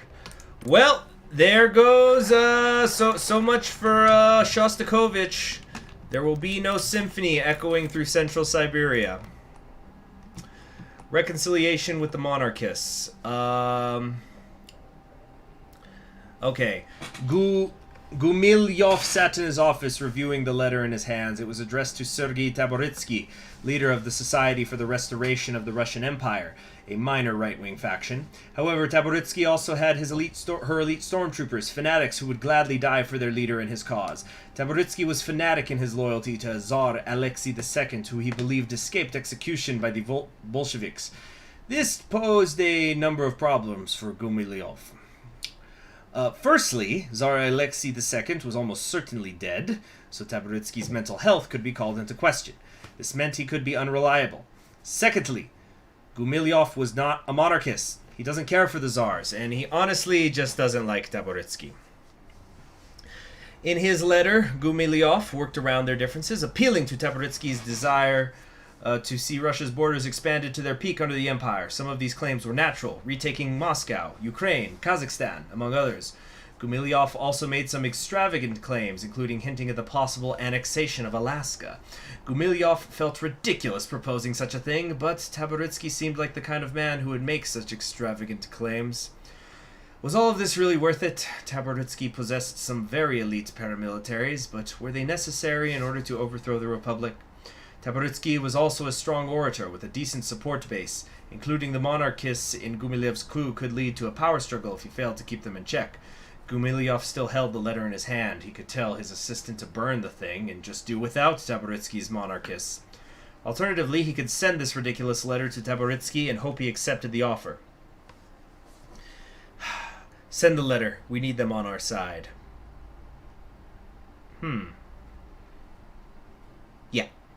Yeah, that's what I want. Let's see here. How dare he say that Alexei Kun is dead? Who's the security minister for Gumilov? It's Alexander Prokhanov. Crime fighter.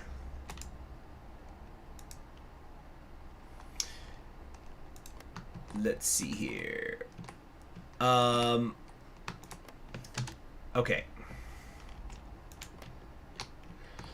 So it looks like Novosibirsk is going to win here. The raid was successful. We got some loot. Always good to have. Let's also scavenge for some more.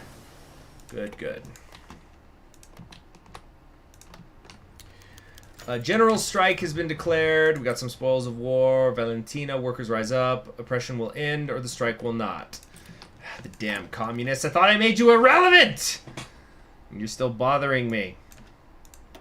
Thanks, I hate it. Here we go. This will decrease their influence. Okay. So let me look up who's actually the character who is Taboritsky. So Taboritsky is played by Kurumi Tokisaki from something called Date Alive. Let's see, how long is this anime? Maybe I should look into it. Learn it, right?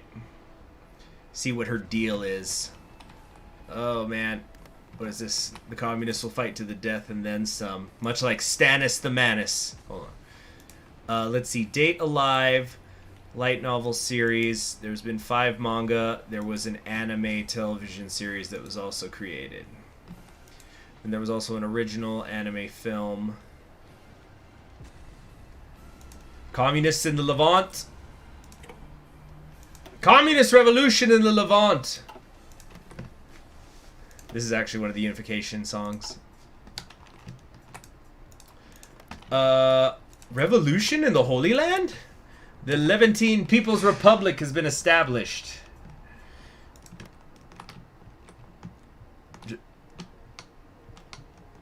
Okay. The Eurasia Plan. Alright. And then... Okay, it looks like we finally caught up with the computing. Sure as shit took long enough. We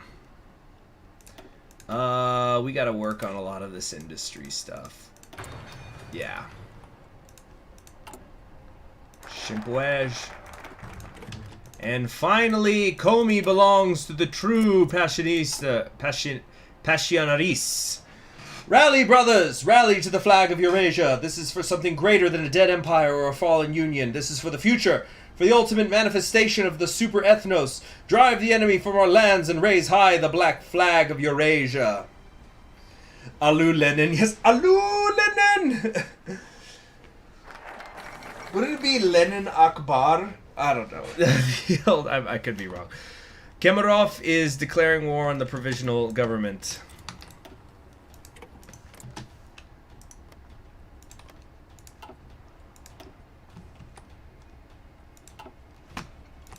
Dun. This is actually Gumilov's unification song, I think.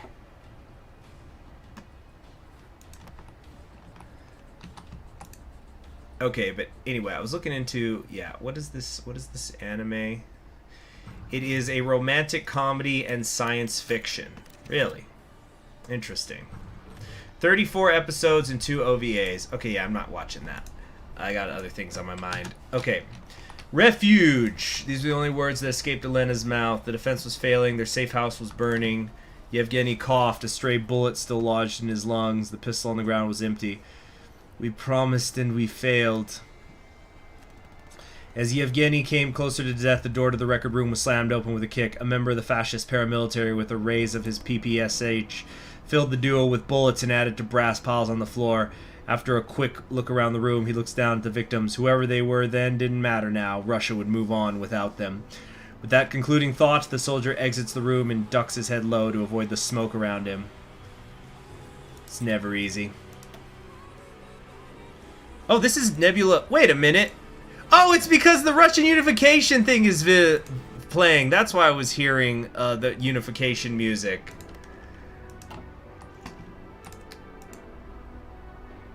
Why does the Levant anime portrait look like she's gonna dominate the fuck out of me? Well, let's take a look. Well, she is authoritarian socialism. There you have it. Like, it speaks for itself, doesn't it?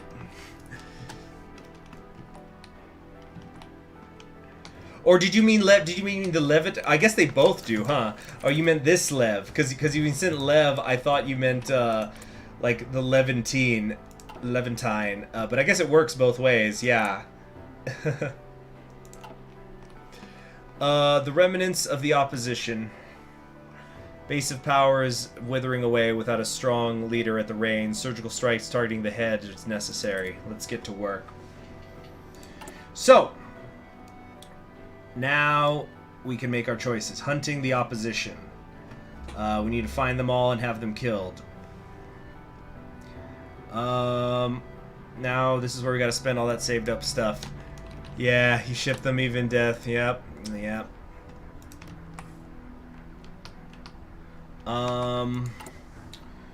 What we're gonna do, I guess let's go searching for everybody. But we want to strengthen... Yeah, we could go Reformist, Passionary, Monarchist, or Ordo Socialist. We're going to be going Monarchist.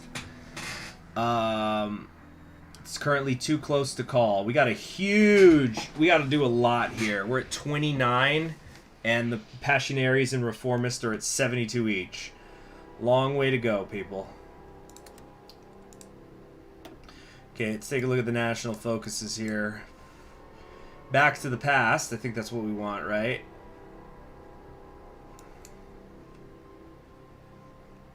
State secured. Get some guns. I'm wondering if maybe we actually should try to expand first. Anti-Bolshevist pact. You know, this kind of makes me think that feel with no Leninist Dom girlfriend. That makes me think though. Does Taboritsky like or hate Vladimir? Because like he's a monarchist, obviously. He's a Romanov, but would he like him because Vladimir is, of course, of the monarchist branch? Or would he hate him because he sees him as a usurper? Look at all these cuties, you know, far right wing murderers we could pick from. Let's do the war within. Get that quick political power. He sees Vladimir as a usurper. Okay, that makes sense. Okay,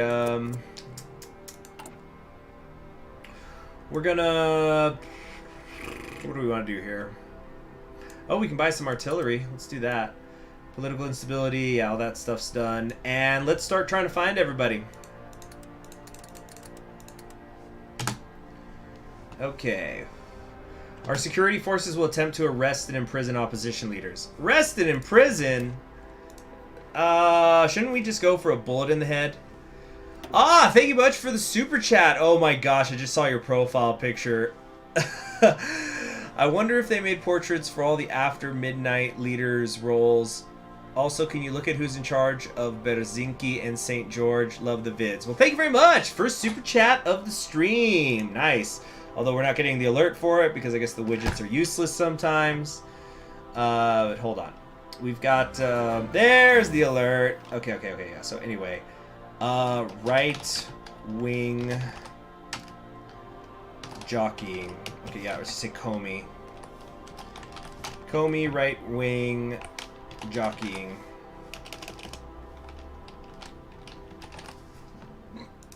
Alright. Arrest them for events.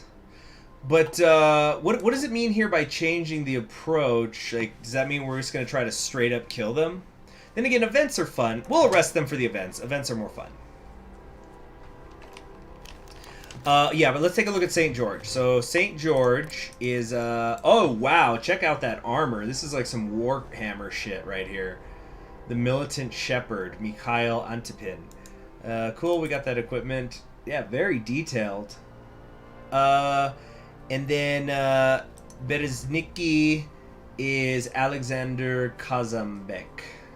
Another woman in a suit for people who you know are into that, but maybe not into Nixon.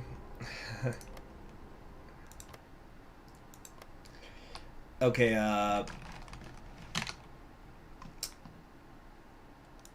alright, so we gotta work on strengthening our influence. Train new workers, maybe? Yeah, for the expertise. We definitely want that.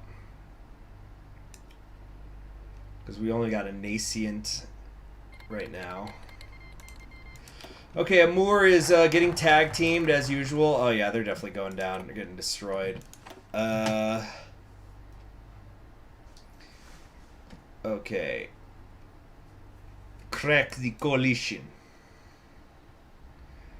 Yeah, we gotta go. I think we need a rush down here to catch up, and then we can work on expanding.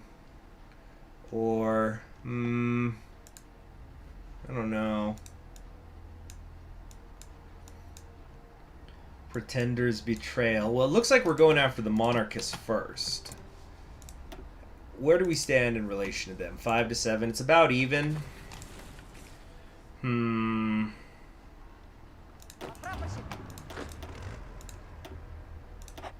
Oh, I think we got brand new generals all over the place. Viktor Lorenov. Okay. All right. Let's crack the coalition. Although, God, I do want to sort of expand quickly. No, yeah, we gotta expand. We gotta expand. The other stuff can wait. State secured. We've gotta get that first something, because if not, the Revolutionary Front's gonna fucking kill us. Okay, and we'll just keep strengthening the monarchs like this, which is gonna take a long time, and it's gonna cost us a lot of political power. But it's gotta be done. Blank said, just joined. Who are you? What are you talking about? I saw you in the stream earlier. Yeah, let's see. Unearth the arsenals. You don't expand until the bombing stops. Yeah, but I want to be in position so I could expand as soon as possible. Okay. Opposition data in terms of Bucharina. Unknown. Analysis. Symbolic importance of capturing or killing daughter of Soviet Union's former leader cannot be overstated. Bucharina is undoubtedly effective political force in her own right, but her symbolic value is far more threatening. Could serve as effective rallying point for Bucharinist holdouts. No more strings. Every hour that passed, he asked the driver the same question. Have we made it? No, no, no. Suslov had planned this from start to finish, but he couldn't determine anything else. Have we made it? It sounded like Suslov was to pass out soon enough, but he wouldn't dare do that, not when his life was on the line. As per your request, we're in neutral territory, so Suslov has fled. Kosygin is involved in frontline resistance work against government. Kosygin may attempting to liaise with rival governments in effort to procure outside financial and material support for liberal resistance groups. Okay. Former President Comey is not known for his political tact. He may still hold a degree of loyalty. Svetlana. Stalina is not to be underestimated. She's a savvy political operator. She's accompanied by loyal associates. Her liquidation should be undertaken at earliest opportunity possible. Visionary dead. What is this? The nation of Komi was too overrun with reactionaries to save. Zandov, however, would scoff at the notion his ideology would not eventually be triumphant. He was stopped by 2 guards on the border. Political refugees from Komi. The nation has fallen into chaos.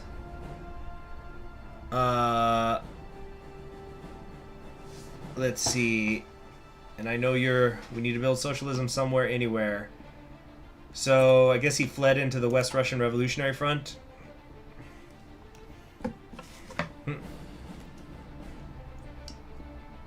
Let's see, hold on a sec. CHG focus on the WRF before anyone else. Believe me, I do this enough times from experience. Everyone asks who is CHG, but no one asks how is CHG.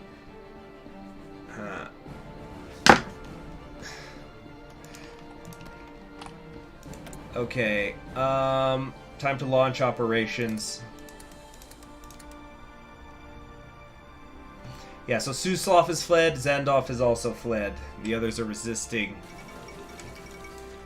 How is CHG? I'm okay, I'm a little hungry.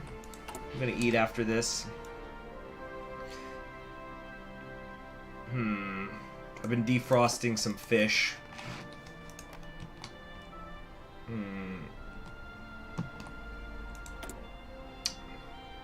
Let's keep strengthening the monarchists. Can't stop, won't stop. We're only halfway there.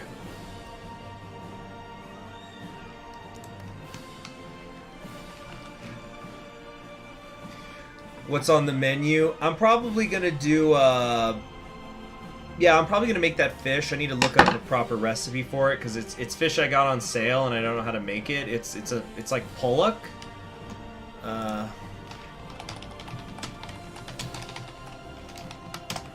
Yeah, I don't know entirely what to do with it.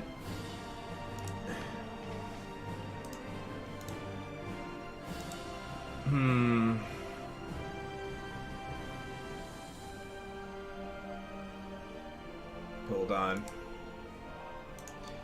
Yeah, let's see here. So baked pollock. I'm looking up a recipe now. Looks like I could make it in like less than half an hour. And let's see. Yeah, I found something. You just season it. put a mixture on it, bake it. Yeah. Great. Kosygin has been arrested. They were packing their belongings. They heard a loud banging. Alexei Kosygin, we know you're in there! Klavida, dear, they only want me, but just in case, exit through the back along with your bag. I don't wish to see you harmed. I'm sorry, I wish it didn't have to be this way. Through your transgression of Article 39b, subsection 5, you have broken the law. You are hereby under arrest. Cool. So we got, we grabbed Kosygin. Cut and run was Komi slapped the brakes on her car, screeching to a halt. How had they known they were going this way? He had not covered his tracks well enough. His wrists were shackled in seconds. Off to prison or worse. Whatever happened to the Lady of Steel? Hurry in the other direction. If something goes wrong, Stalina alone will suffer. Her work will be preserved, and the PSD will have a fighting chance to escape the bullet. 18, 19, let's see. She grits her teeth. How many paces? Every step she takes will buy her followers a little more time to safety. 18, 19, 20, 21, 22. Is she brought to the ground by policemen? She prays to a god she doesn't believe in, that her friends, her party, made it out. I'm sorry, I couldn't delay them more. Alright, I think we've arrested almost everybody. Yep, Bucharina. Thank you for coming here. We're avoiding police raids. A bear hug squeezed the breasts from him. If she thanks him again for his time, she notes the trembling hands, the quavering breath, and she knows. As she pulls back, the little garden comes alive with shouts and torchlights. Rifles are thrust in the air. Her hand twitches on the trigger. Bucharina's on her side, soothing her, lowering the arm that holds the gun. It's okay. Let them take me. What we build will long outlive us. Who was it that betrayed her? You can shift your persecution policy into assassinating your opponents. Yeah, I was gonna, but, the events are fun. Alright, looks like ratings back on the menu, Tukachevsky.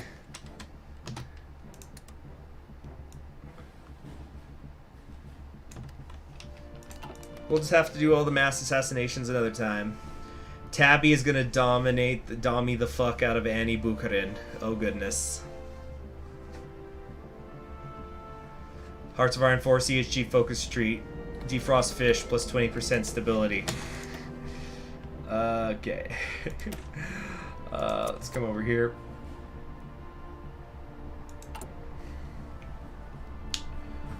But yeah, everybody's been arrested and imprisoned. I guess we could change the procedures. Prison, we have no need of them in our orders. Yeah, let's do shoot to kill. Should be easy to assassinate them now that they're in prison, right?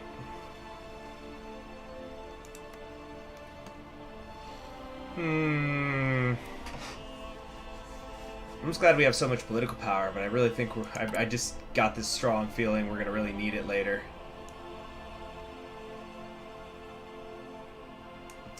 Keep securing control. Stability is always good. Alright, let's do the raid on Katyusha. If you imprison, you cannot kill them. Oh well. Let's try to get the last two. They refuse tribute. You know how it's gonna be. At least they didn't just give up like Nona did over here. Unbelievable.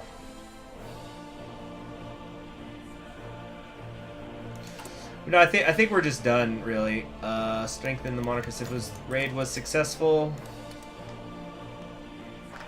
I'm probably going to stop now, increasing the monarchist influence so much. I think it could wait. Cool, we got another factory. Lottie freaking da. Assemble the forces. The spoils of war.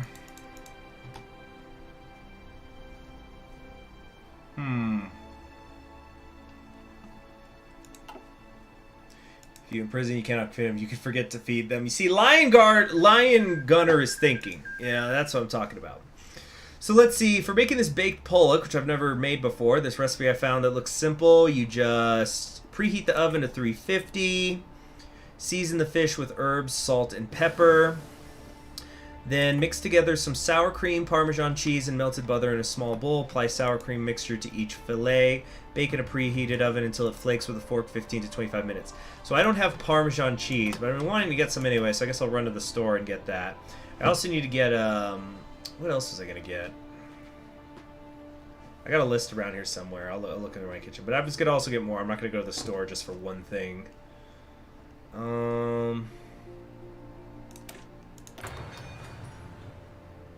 Fear and confusion are natural in making anything fish related, especially because I live in the desert.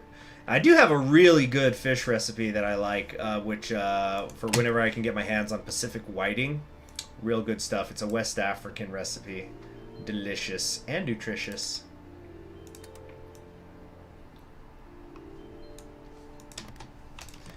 Yep. Yeah, sometimes I tell you, maybe it's because I was born and raised in the desert that whenever I can like cook a whole fish, I just feel like a king eating it. You know, just give me a whole fish, some vegetables, and maybe some rice on top of it, and it's great. You know, I remember when I was watching the Ken Burns Vietnam War documentary, there's this one veteran who they interview, and he was a guy who, like, all his brothers had fought in World War II, but he was too young, and then he ended up being an officer in Vietnam. No, his parents were Japanese immigrants, so he talked about how, oh, nice, reform the true army, hell yeah. So he was talking about how, you know, oh, you know, I ate rice every day of my life, and then I joined the army, and then we were in Vietnam, and I was eating rations every day. And so they went to this village, and they were looking for, you know, any Viet Cong or whatever, and the woman, they're talking to people in the village, and there was this woman who had just, when they came up, had just been cooking, and so she had this big bowl of rice and a bunch of fish, and he called over his Vietnamese translator and said, "Tell this woman I will give her money and my rations for the rice and the fish," because he wanted to eat rice and fish instead of just more rations. But then what ended up happening is, like, he was eating it, and then, like, I think he said he was he an officer in MVSU? I think he was an officer.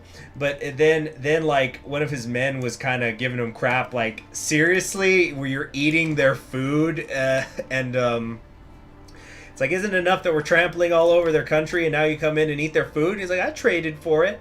But then he realized, wait a second, there's a lot of fucking food here, and then that's when it clicked for him that she had been cooking the food for the Viet Cong, and they had just, like, run off, and then, you know, then they got searching, and they ended up finding him in a tunnel nearby. But you know, before the whole Viet Cong thing, that was kind of funny. Yeah, like trading his MREs for some home cooked food. All right. Let's see. New National Army. Only a man can fight for his home. The crucifix around his neck shuddered as the shots rang out.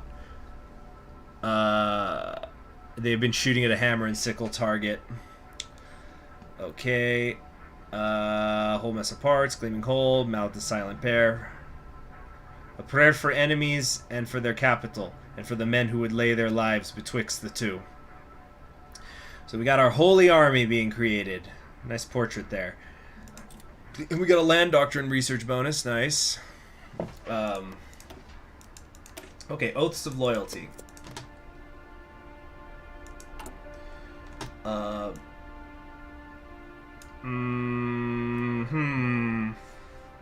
Let's do the schools. If we can get literacy up, that would be nice. Or will equipment be better? What are we at right now? Power tools? Oh, no, this is better. Yeah, let's focus on the equipment.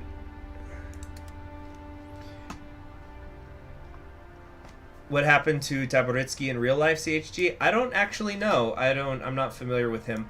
But guys, we're approaching 4 hours. I think we're going to go ahead and stop it for the day. It's been a long one. And so what we'll do is let's just go with... yeah, we'll stop it here once we're done with Oaths of Loyalty. Then we can get ready to do the Anti-Bolshevik Pact, see what's going to happen with Vyatka. I don't know if we get to choose what happens or not. But we'll... Everett Art literally just got here. Well, oh, I'm sorry. There's always somebody who's trying to... Oh, yeah, Hitler's just died. German Civil War is happening. Great way to end it. Crab dance. So it begins. Okay, yeah, so when we start the next stream of this, it's going to be a bunch of things happening at once. So... Oh, you want to know what happened while you were away? So... I'm going to stream some Nier tonight, I think. Or actually, it probably won't be tonight, because I'm going to be catching up on some wrestling tonight. But tomorrow, or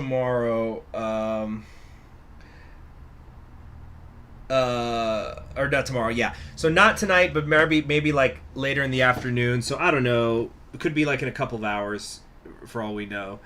But I'm gonna stream Nier, excuse me.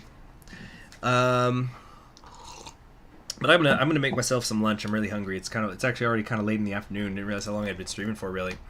So I'm Conquering History Games. Thanks for joining me. Thanks for you who donated through Super Chat. That's what keeps the channel going. And I'll see you all next time, where we'll switch over to the funny Clockman thumbnail, even though Lev is still in charge.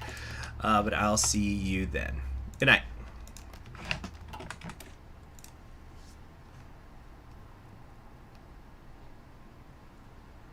Come on.